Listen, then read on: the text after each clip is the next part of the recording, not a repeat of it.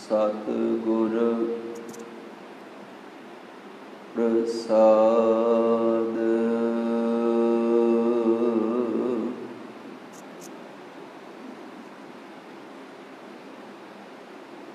ਨਾਰਾਇਣ ਨਰਪਤ ਨਮਸਕਾਰੈ।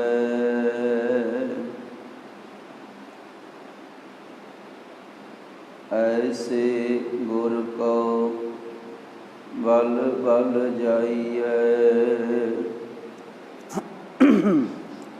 ਆਪ ਮੁਕਤ ਮੋਹਿ ਤਾਰੈ।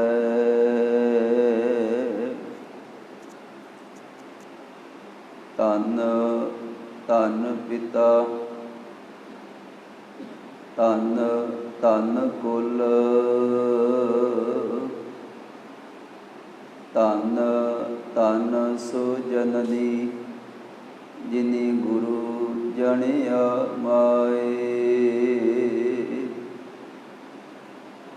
ਧੰਨ ਧੰਨ ਗੁਰੂ ਜਿਨ ਨਾਮ ਆਰਾਧਿਆ।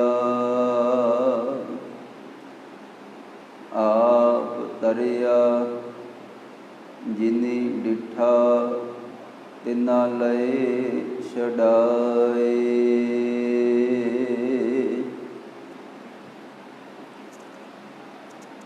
ਸਤਿਗੁਰ ਸਾਚੈ ਦੀਆ ਭੇਜ। ਚਿਰ ਜੀਵਨ ਉਪਜਿਆ ਸੰਜੋਗ। ਉਦਰੈ ਮਾਹੇ ਆਏ ਕੀਆ ਨਿਵਾਸ। ਮਾਤਾ ਕੈ ਮਾਨ ਬਹੁਤ ਵਿਗਾਸ।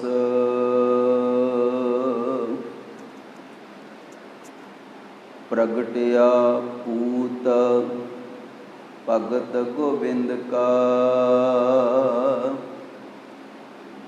ਜੰਮਿਆ ਪੂਤ ਭਗਤ ਗੋਬਿੰਦ ਕਾ। ਪ੍ਰਗਟਿਆ ਸਭ ਮਹਿ ਲਿਖਿਆ ਧੁਰ ਕਾ।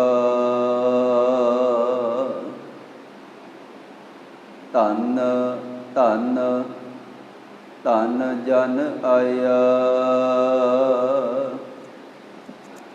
ਜਿਸ ਪ੍ਰਸਾਦ ਸਭ ਜਗਤ ਤਰਾਇਆ।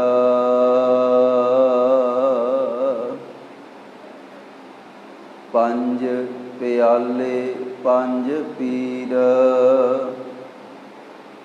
ਛਠਮ ਪੀਰ ਬੈਠਾ ਗੁਰ ਭਾਰੀ।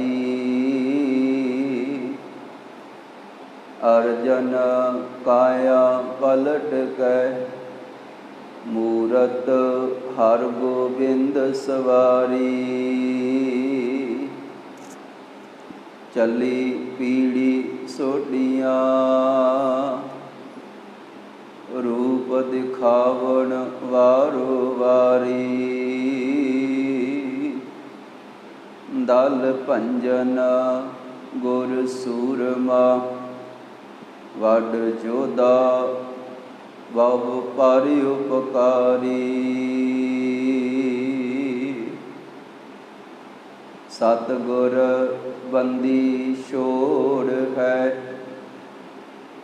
ਜੀਵਨ ਮੁਕਤ ਕਰੈ ਓਡੀਨਾ। ਗੁਰਮੁਖ ਮਨ ਅਪਤੀਜ ਪਤੀਨਾ।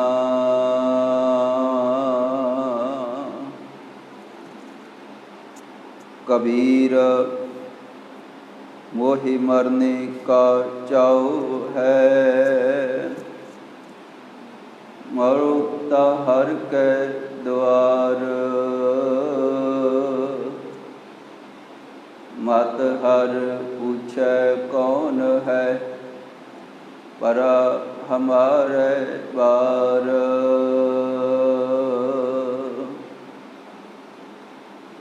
जाओ तो प्रेम खेलन का जाओ, सिर धर तली गली मेरी आओ। इत मार्ग पैर तरी जय, सिर दीजै कौन ना कीजै। सूरा सो पहचानिए, जो लरै दीन के हेत। पुरजा पुरजा कट मरै, कबहु न छाड़ै खेत। पुरजा पुरजा कट मरै, कबहु न छाड़ै खेत।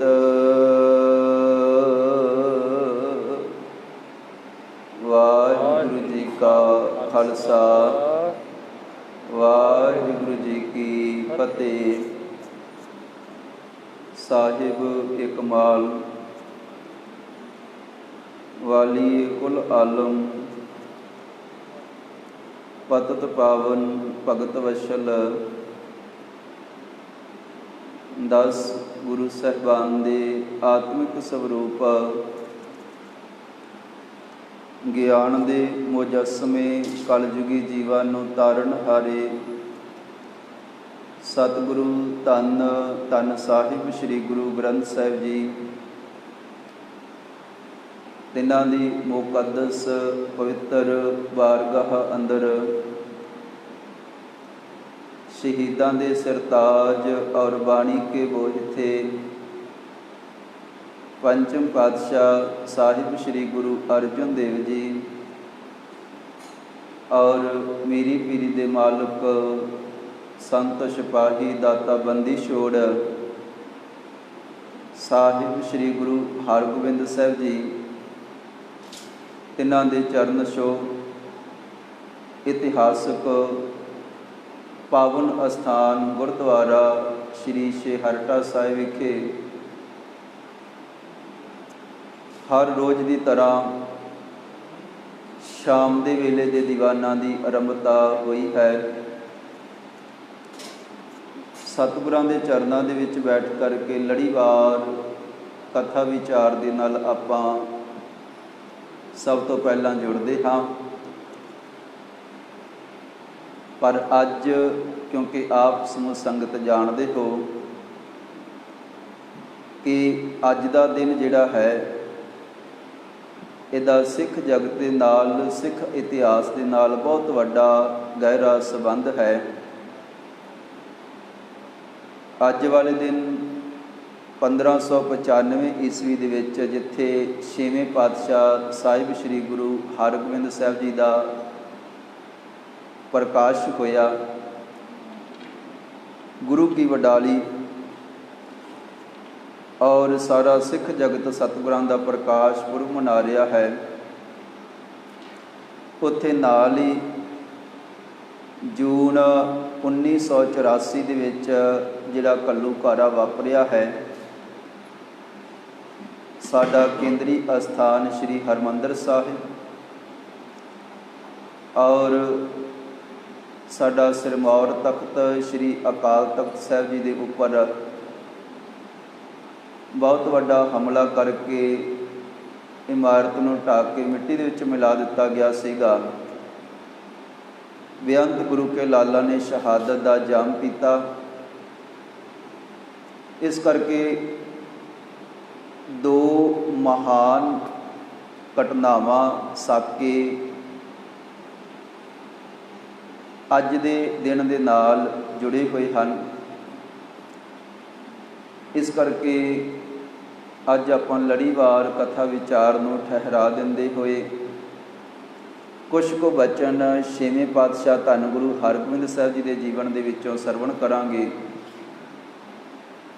ਤੇ ਕੁਝ ਕੁ ਬਚਨ ਆਪਾਂ ਜੋ ਕੁਝ ਕੁ ਸਾਲ ਪਹਿਲਾਂ ਤੁਹਾਡੇ ਵਿੱਚੋਂ ਜੋ ਵੱਡੀ ਉਮਰ ਦੇ ਸਿਆਣੇ ਬਜ਼ੁਰਗ ਬੈਠੇ ਹਨ, ਉਹਨਾਂ ਨੇ ਆਪਣੇ ਸਰੀਰ 'ਤੇ, ਆਪਣੇ ਪਿੰਡੇ 'ਤੇ ਜੋ ਦਰਦ ਹੰਢਾਇਆ ਹੈ, ਉਹ ਇਤਿਹਾਸ ਗੁਰੂ ਕੇ ਚਰਨਾਂ ਦੇ ਵਿੱਚ ਬੈਠ ਕੇ ਆਪਾਂ ਸਾਂਝਾ ਕਰਦੇ ਹਾਂ, ਸਰਵਣ ਕਰਦੇ ਹਾਂ। ਆਓ ਵਿਚਾਰ ਦੀ ਆਰੰਭਤਾ ਤੋਂ ਪਹਿਲਾਂ ਅਦਬ ਸਤਿਕਾਰ ਸਹਿਤ ਗੁਰੂ ਕੇ ਚਰਨਾਂ ਦੇ ਵਿੱਚ ਹਾਜ਼ਰੀ ਲਵਾਉਂਦੇ ਹੋਏ ਫਤਿਹ ਦੀ ਸਾਂਝ ਕਰੋ ਜੀ। ਵਾਹਿਗੁਰੂ ਜੀ ਕਾ ਖਾਲਸਾ, ਵਾਹਿਗੁਰੂ ਜੀ ਕੀ ਫਤਿਹ। ਸਹਿਬ ਪਾਤਸ਼ਾਹ ਧੰਨ ਗੁਰੂ ਅਰਜਨ ਦੇਵ ਜੀ, ਜਿਨ੍ਹਾਂ ਦੁਆਰਾ ਇਹ ਪਾਵਨ ਅਸਥਾਨ ਗੁਰਦੁਆਰਾ ਸ਼੍ਰੀ ਛੇਹਰਟਾ ਸਾਹਿਬ ਵਸਾਇਆ ਹੋਇਆ ਹੈ। ਅੱਜ ਦਾ ਜਿਹੜਾ ਇਤਿਹਾਸਕ ਦਿਨ ਹੈ, ਇਸ ਪਾਵਨ ਅਸਥਾਨ ਦੇ ਨਾਲ ਵੀ ਸੰਬੰਧਿਤ ਹੈ, ਕਿਉਂਕਿ ਜਦ ਛੇਵੇਂ ਪਾਤਸ਼ਾਹ ਜੀ ਦਾ ਅਵਤਾਰ ਹੁੰਦਾ ਹੈ, ਇਸ ਖੁਸ਼ੀ ਦੇ ਅੰਦਰ ਹੀ ਪੰਚਮ ਪਾਤਸ਼ਾਹ ਜੀ ਇੱਥੋਂ ਦੇ ਲੋਕਾਂ ਦੀ ਜਿਹੜੀ ਮੰਗ ਸੀਗੀ, ਬੇਨਤੀ ਸੀਗੀ, ਪਾਣੀ ਦੀ ਦਿੱਕਤ, ਤੇ ਸਤਿਗੁਰਾਂ ਨੇ ਇੱਥੇ 6 ਹਰਟਾਂ ਵਾਲਾ ਖੂਹ ਚਲਾ ਕਰਕੇ ਛੇਵੇਂ ਪਾਤਸ਼ਾਹ ਜੀ ਨੇ ਜਦੋਂ ਅਵਤਾਰ ਧਾਰਿਆ ਤੇ ਸਤਿਗੁਰਾਂ ਨੇ ਖੁਸ਼ੀ ਦੇ ਵਿੱਚ ਆ ਕੇ ਇਹ ਅਸਥਾਨ ਵਸਾਇਆ ਤੇ ਖੂਹ ਚਲਾਇਆ ਤੇ ਨਗਰ ਨਿਵਾਸੀਆਂ ਨੂੰ ਪ੍ਰਸੰਨ ਕੀਤਾ। ਕਦੇ ਸਮਾਂ ਸੀਗਾ, ਤਕਰੀਬਨ 5 ਸਾਲ ਹੋ ਗਏ ਸਨ ਵਿਆਹ ਨੂੰ, ਸਹਿਬ ਪਾਤਸ਼ਾਹ ਧੰਨ ਗੁਰੂ ਅਰਜਨ ਦੇਵ ਜੀ ਸ਼੍ਰੀ ਅੰਮ੍ਰਿਤਸਰ ਸਾਹਿਬ ਜੀ ਦੀ ਧਰਤੀ 'ਤੇ ਸਨ। ਇਤਿਹਾਸ ਵਿੱਚ ਜ਼ਿਕਰ ਮਿਲਦਾ ਹੈ ਕਿ ਪੰਚਮ ਪਾਤਸ਼ਾਹ ਸਾਹਿਬ ਸ਼੍ਰੀ ਗੁਰੂ ਅਰਜਨ ਦੇਵ ਜੀ ਦੇ ਘਰ ਦੇ ਵਿੱਚ ਕੋਈ ਔਲਾਦ ਨਹੀਂ ਹੈ, ਕੋਈ ਬੱਚਾ ਨਹੀਂ ਹੈ, ਤੇ ਇਸ ਗੱਲੋਂ ਬਾਬਾ ਪ੍ਰਿਥੀ ਚੰਦ ਅਤਿਅੰਤ ਪ੍ਰਸੰਨ ਹੈ, ਖੁਸ਼ ਹੈ, ਕਿਉਂਕਿ ਕਦੇ ਗੁਰੂ ਰਾਮਦਾਸ ਜੀ ਦੇ ਵੇਲੇ ਬਾਬਾ ਪ੍ਰਿਥੀ ਚੰਦ ਜੀ ਨੇ ਬੜੇ ਯਤਨ ਕੀਤੇ ਸਨ ਕਿ ਮੈਂ ਵੱਡਾ ਹਾਂ, ਗੁਰਤਾ ਗੱਦੀ ਮੈਨੂੰ ਮਿਲਣੀ ਚਾਹੀਦੀ ਹੈ, ਪਰ ਉਸ ਵੇਲੇ ਐਸਾ ਨਹੀਂ ਹੋਇਆ। ਧੰਨ ਗੁਰੂ ਰਾਮਦਾਸ ਜੀ ਨੇ ਭਾਵੇਂ ਉਮਰ ਦੇ ਵਿੱਚ ਸਹਿਬ ਪਾਤਸ਼ਾਹ ਧੰਨ ਗੁਰੂ ਅਰਜਨ ਦੇਵ ਜੀ ਛੋਟੇ ਸਨ, ਬਾਬਾ ਪ੍ਰਿਥੀ ਚੰਦ, ਬਾਬਾ ਮਹਾਦੇਵ ਜੀ ਵੱਡੇ ਸਨ, ਪਰ ਸੇਵਾ, ਨਿਮਰਤਾ, ਭਾਵਨਾ, ਬੰਦਗੀ ਔਰ ਹੁਕਮ ਮੰਨਣ ਦੇ ਵਿੱਚ ਪਾਤਸ਼ਾਹ ਗੁਰੂ ਅਰਜਨ ਦੇਵ ਜੀ ਕਿਤੇ ਵੱਧ ਕਿਤੇ ਅੱਗੇ ਸਨ। ਤੇ ਜਿਸ ਦਿਨ ਗੁਰਤਾ ਗੱਦੀ ਵਾਸਤੇ ਚੁਣਿਆ ਸੀਗਾ ਸਹਿਬ ਪਾਤਸ਼ਾਹ ਧੰਨ ਗੁਰੂ ਅਰਜਨ ਦੇਵ ਜੀ ਨੂੰ, ਤੇ ਪ੍ਰਿਥੀ ਚੰਦ ਮਨ ਦੇ ਵਿੱਚ ਬਹੁਤ ਵੱਡੀ ਈਰਖਾ ਆਈ ਤੇ ਉਹਨੇ ਕਈ ਵਾਰ ਬਹੁਤ ਵੱਡੀ ਵਿਰੋਧਤਾ ਕੀਤੀ ਹੈ, ਪਰ ਜਦੋਂ ਉਹਦੀ ਕੋਈ ਪੇਸ਼ ਨਹੀਂ ਸੀ ਚੱਲੀ ਤੇ ਇਹ ਹੌਸਲਾ ਕਰਕੇ ਬੈਠ ਗਿਆ ਸੀਗਾ ਕਿ ਚਲੋ ਗੁਰੂ ਅਰਜਨ ਦੇਵ ਜੀ ਦੇ ਘਰ ਦੇ ਵਿੱਚ ਕਿਹੜੀ ਔਲਾਦ ਹੈ, ਤੇ ਆਉਣ ਵਾਲੇ ਸਮੇਂ ਦੇ ਵਿੱਚ ਜਿਹੜਾ ਮੇਰਾ ਪੁੱਤਰ ਹੈ ਮਿਹਰਬਾਨ, ਇਹਨੇ ਗੁਰਤਾ ਗੱਦੀ 'ਤੇ ਬੈਠਣਾ ਹੈ। ਦੋਨੋਂ ਭਰਾ ਸਨ, ਬਾਬਾ ਪ੍ਰਿਥੀ ਚੰਦ ਤੇ ਸਹਿਬ ਪਾਤਸ਼ਾਹ ਧੰਨ ਗੁਰੂ ਅਰਜਨ ਦੇਵ ਜੀ, ਪਰ ਸਹਿਬ ਪਾਤਸ਼ਾਹ ਧੰਨ ਗੁਰੂ ਅਰਜਨ ਦੇਵ ਜੀ ਦੇ ਘਰ ਦੇ ਵਿੱਚ ਕੋਈ ਸਪੁੱਤਰ ਨਾ ਹੋਣ ਕਰਕੇ ਪ੍ਰਿਥੀ ਚੰਦ ਬੜਾ ਖੁਸ਼ ਹੈ। ਤੇ ਈਰਖਾ ਦੇ ਵਿੱਚ ਪ੍ਰਿਥੀ ਚੰਦ ਦੀ ਜਿਹੜੀ ਘਰ ਵਾਲੀ ਹੈ, ਉਹਨੇ ਕਈ ਵਾਰ ਮਾਤਾ ਗੰਗਾ ਜੀ ਨੂੰ ਇਸ ਤਰ੍ਹਾਂ ਤਾਨੇ ਤੇ ਮਿਹਣੇ ਵੀ ਮਾਰੇ ਸਨ। ਅਸੀਂ ਵੱਡੇ ਸੀ, ਮੇਰਾ ਪਤੀ ਵੱਡਾ ਸੀਗਾ, ਗੁਰੂ ਅਸੀਂ ਬਣਨਾ ਸੀਗਾ, ਗੁਰਤਾ ਗੱਦੀ ਸਾਡੇ ਘਰ ਦੇ ਵਿੱਚ ਆਉਣੀ ਸੀ, ਪਰ ਤੁਸੀਂ ਚਲਾਕੀ ਦੇ ਨਾਲ ਲੈ ਲਈ ਹੈ। ਪਰ ਹੇ ਗੰਗਾ, ਖਿਆਲ ਰੱਖ, ਬਹੁਤੇ ਖੁਸ਼ ਹੋਣ ਦੀ ਲੋੜ ਨਹੀਂ ਹੈ, ਤੁਹਾਡੇ ਘਰ ਦੇ ਵਿੱਚ ਕਿਹੜਾ ਕੋਈ ਬੱਚਾ ਹੈ, ਤੂੰ ਸੱਖਣੀ ਖਾਲੀ ਸੰਸਾਰ ਤੋਂ ਚਲੀ ਜਾਏਗੀ। ਆਉਣ ਵਾਲੇ ਸਮੇਂ ਦੇ ਵਿੱਚ ਇਹ ਜਿਹੜੀ ਗੁਰਤਾ ਗੱਦੀ ਹੈ ਫਿਰ ਸਾਡੇ ਘਰ ਦੇ ਵਿੱਚ ਹੀ ਆਉਣੀ ਹੈ, ਸਾਡਾ ਪੁੱਤਰ ਮਿਹਰਬਾਨ ਆਉਣ ਵਾਲੇ ਸਮੇਂ ਦੇ ਵਿੱਚ ਗੁਰੂ ਬਣੇਗਾ, ਤੁਹਾਡੇ ਘਰ ਦੇ ਵਿੱਚ ਤਾਂ ਕੋਈ ਔਲਾਦ ਹੀ ਨਹੀਂ ਹੈ। ਮਾਤਾ ਗੰਗਾ ਜੀ ਨੂੰ ਬੀਬੀ ਕਰਮੋ ਜੀ ਨੇ ਕਈ ਵਾਰ ਇਸ ਤਰ੍ਹਾਂ ਦੇ ਅਪਸ਼ਬਦ ਬੋਲੇ, ਕਈ ਵਾਰੀ ਤਾਨੇ ਤੇ ਮਿਹਣੇ ਮਾਰੇ। ਇਤਿਹਾਸ ਦੇ ਵਿੱਚ ਜ਼ਿਕਰ ਮਿਲਦਾ ਹੈ ਕਿ ਉਸ ਵੇਲੇ ਫਿਰ ਇੱਕ ਵਾਰ ਮਾਤਾ ਗੰਗਾ ਜੀ ਜਿਸ ਤਰ੍ਹਾਂ ਬੇਅੰਤ ਸੰਗਤ ਗੁਰੂ ਕੇ ਚਰਨਾਂ ਦੇ ਵਿੱਚ ਆ ਕੇ ਝੁਕਦੀ ਹੈ, ਬੈਠਦੀ ਹੈ, ਅਰਦਾਸ ਹੁੰਦੀ ਹੈ ਤੇ ਸੰਗਤਾਂ ਦੀ ਭਾਵਨਾ ਪੂਰੀ ਹੁੰਦੀ ਹੈ। ਉਸੇ ਤਰ੍ਹਾਂ ਇੱਕ ਦਿਨ ਮਾਤਾ ਗੰਗਾ ਜੀ ਵੀ ਸਹਿ ਪਾਤਸ਼ਾਹ ਧੰਨ ਗੁਰੂ ਅਰਜਨ ਦੇਵ ਜੀ ਦੇ ਚਰਨਾਂ ਦੇ ਵਿੱਚ ਜਾਂਦੇ ਹਨ। ਬੇਨਤੀ ਕੀਤੀ, ਹੇ ਪਾਤਸ਼ਾਹ, ਬੇਅੰਤ ਸੰਗਤਾਂ ਨੂੰ ਮਨ ਇੱਛਤ ਫਲ ਤੁਹਾਡੇ ਚਰਨਾਂ ਦੇ ਵਿੱਚੋਂ ਪ੍ਰਾਪਤ ਹੁੰਦੇ ਹਨ। ਖੁਸ਼ ਹੋ ਕੇ ਸਾਰੇ ਜਾਂਦੇ। ਸਤਿਗੁਰੂ ਜੀ, ਮੇਰੀ ਝੋਲੀ ਖਾਲੀ ਹੈ ਤੇ ਆਪ ਮੇਰੇ ਵਾਸਤੇ ਵੀ ਅਰਦਾਸ ਕਰੋ, ਮੇਰੀ ਭਾਵਨਾ ਪੂਰੀ ਹੋਵੇ। ਇਤਿਹਾਸ ਦੇ ਵਿੱਚ ਜ਼ਿਕਰ ਮਿਲਦਾ ਹੈ ਕਿ ਸਹਿਬ ਪਾਤਸ਼ਾਹ ਧੰਨ ਗੁਰੂ ਅਰਜਨ ਦੇਵ ਜੀ ਨੇ ਬਚਨ ਕੀਤਾ ਸੀ। ਕਹਿਣ ਲੱਗੇ, ਹੇ ਗੰਗਾ, ਬਾਬਾ ਬੁੱਢਾ ਸਾਹਿਬ ਜੀ ਜੋ ਧੰਨ ਗੁਰੂ ਨਾਨਕ ਸਾਹਿਬ ਜੀ ਦੇ ਚਰਨਾਂ ਦੇ ਸੇਵਕ ਹਨ ਤੇ ਸਾਰੇ ਗੁਰੂ ਸਾਹਿਬਾਨਾਂ ਦੇ ਸਮੇਂ ਉਹਨਾਂ ਨੇ ਵੱਡੀ ਸੇਵਾ ਕੀਤੀ ਹੈ, ਬਹੁਤ ਵੱਡੀਆਂ ਬਰਕਤਾਂ ਦੇ ਉਹ ਮਾਲਕ ਹਨ। ਜਾਓ ਤੁਸੀਂ ਬਾਬਾ ਬੁੱਢਾ ਸਾਹਿਬ ਜੀ ਦੇ ਪਾਸ ਜਾਓ ਤੇ ਉਹ ਅਰਦਾਸ ਕਰਨਗੇ ਤੇ ਤੁਹਾਡੀ ਭਾਵਨਾ ਪੂਰੀ ਹੋਏਗੀ। ਹੁਣ ਸਤਿਗੁਰਾਂ ਦਾ ਹੁਕਮ 7 ਵਚਨ ਕਰਕੇ ਤੇ ਮਾਤਾ ਗੰਗਾ ਜੀ ਜ਼ਿਕਰ ਮਿਲਦਾ ਹੈ ਕਿ ਬੀੜ ਸਾਹਿਬ ਬਾਬਾ ਬੁੱਢਾ ਸਾਹਿਬ ਜੀ ਦੇ ਚਰਨਾਂ ਦੇ ਵਿੱਚ ਪਹੁੰਚੇ ਹਨ। ਇੱਕ ਇਤਿਹਾਸ ਦੇ ਵਿੱਚ ਇਹ ਵੀ ਜ਼ਿਕਰ ਮਿਲਦਾ ਹੈ, ਇੱਕ ਵਾਰੀ ਪਹਿਲਾਂ ਗਏ ਰਥਾਂ ਤੇ ਚੜ੍ਹ ਕੇ ਬੇਅੰਤ ਸੇਵਕਾਂ ਨੂੰ ਨਾਲ ਲੈ ਕਰਕੇ, ਦਾਸੀਆਂ ਨੂੰ ਨਾਲ ਲੈ ਕਰਕੇ ਕਈ ਤਰ੍ਹਾਂ ਦੇ ਭੋਜਨ ਤਿਆਰ ਕੀਤੇ ਗਏ, ਵੱਖਰੇ ਵੱਖਰੇ ਭਾਂਤਾਂ ਦੇ। ਬਾਬਾ ਬੁੱਢਾ ਸਾਹਿਬ ਜੀ ਦੇ ਕੋਲ ਗਏ ਤੇ ਬੇਨਤੀ ਵੀ ਕੀਤੀ, ਪਰ ਬਾਬਾ ਬੁੱਢਾ ਸਾਹਿਬ ਜੀ ਨੇ ਨਾ ਤਾਂ ਧਿਆਨ ਸਹਿਤ ਕੋਈ ਪਕਵਾਨ ਭੋਜਨ ਛਕਿਆ ਤੇ ਨਾ ਹੀ ਬਹੁਤੀ ਇਹਨਾਂ ਵਾਲੇ ਪਾਸੇ ਤਵੱਜੋ ਕੀਤੀ ਹੈ ਤੇ ਨਾ ਬਾਬਾ ਬੁੱਢਾ ਸਾਹਿਬ ਜੀ ਨੇ ਅਰਦਾਸ ਨਹੀਂ ਕੀਤੀ, ਆਪਣੇ ਕੰਮਕਾਰ ਦੇ ਵਿੱਚ ਲੱਗੇ ਰਹੇ। ਮਾਤਾ ਗੰਗਾ ਜੀ ਨੇ ਜਾ ਕੇ ਬੇਨਤੀ ਕੀਤੀ ਸੀ, ਇਹ ਪਾਤਸ਼ਾਹ, ਤੁਸੀਂ ਤਾਂ ਬਚਨ ਕਰ ਰਹੇ ਸੀ ਕਿ ਬਾਬਾ ਬੁੱਢਾ ਸਾਹਿਬ ਜੀ ਅਰਦਾਸ ਕਰਨਗੇ, ਖੁਸ਼ ਹੋਣਗੇ, ਔਰ ਪਰ ਮੈਂ ਗਈ ਹਾਂ, ਬਾਬਾ ਬੁੱਢਾ ਸਾਹਿਬ ਜੀ ਆਪਣੇ ਕੰਮਕਾਰ ਦੇ ਵਿੱਚ ਲੱਗੇ ਰਹੇ ਹਨ। ਤੇ ਸਹਿਬ ਪਾਤਸ਼ਾਹ ਗੁਰੂ ਅਰਜਨ ਦੇਵ ਜੀ ਨੇ ਬਚਨ ਕੀਤਾ ਸੀ, ਕਹਿਣ ਲੱਗੇ, ਹੇ ਗੰਗਾ, ਜਦੋਂ ਪਰਮੇਸ਼ਰ ਦੇ ਪਿਆਰਿਆਂ ਦੇ ਕੋਲ, ਮਹਾਂਪੁਰਸ਼ਾਂ ਦੇ ਕੋਲ ਜਾਈਦਾ ਹੈ ਤੇ ਬੜੀ ਨਿਮਰਤਾ ਦੇ ਨਾਲ, ਭਾਵਨਾ ਦੇ ਨਾਲ, ਸ਼ਰਧਾ ਦੇ ਨਾਲ, ਤੇ ਜਿਹੜੇ ਪਰਮੇਸ਼ਰ ਦੇ ਪਿਆਰੇ ਸਾਦਗੀ ਦੇ ਵਿੱਚ ਰਹਿ ਕੇ ਮਾਲਕ ਦੀ ਬੰਦਗੀ ਕਰਨ ਵਾਲੇ ਹਨ, ਉਹਨਾਂ ਨੂੰ ਬਹੁਤੇ ਤਰ੍ਹਾਂ ਤਰ੍ਹਾਂ ਦੇ ਪਕਵਾਨਾਂ ਦੀ ਲੋੜ ਨਹੀਂ ਹੈ।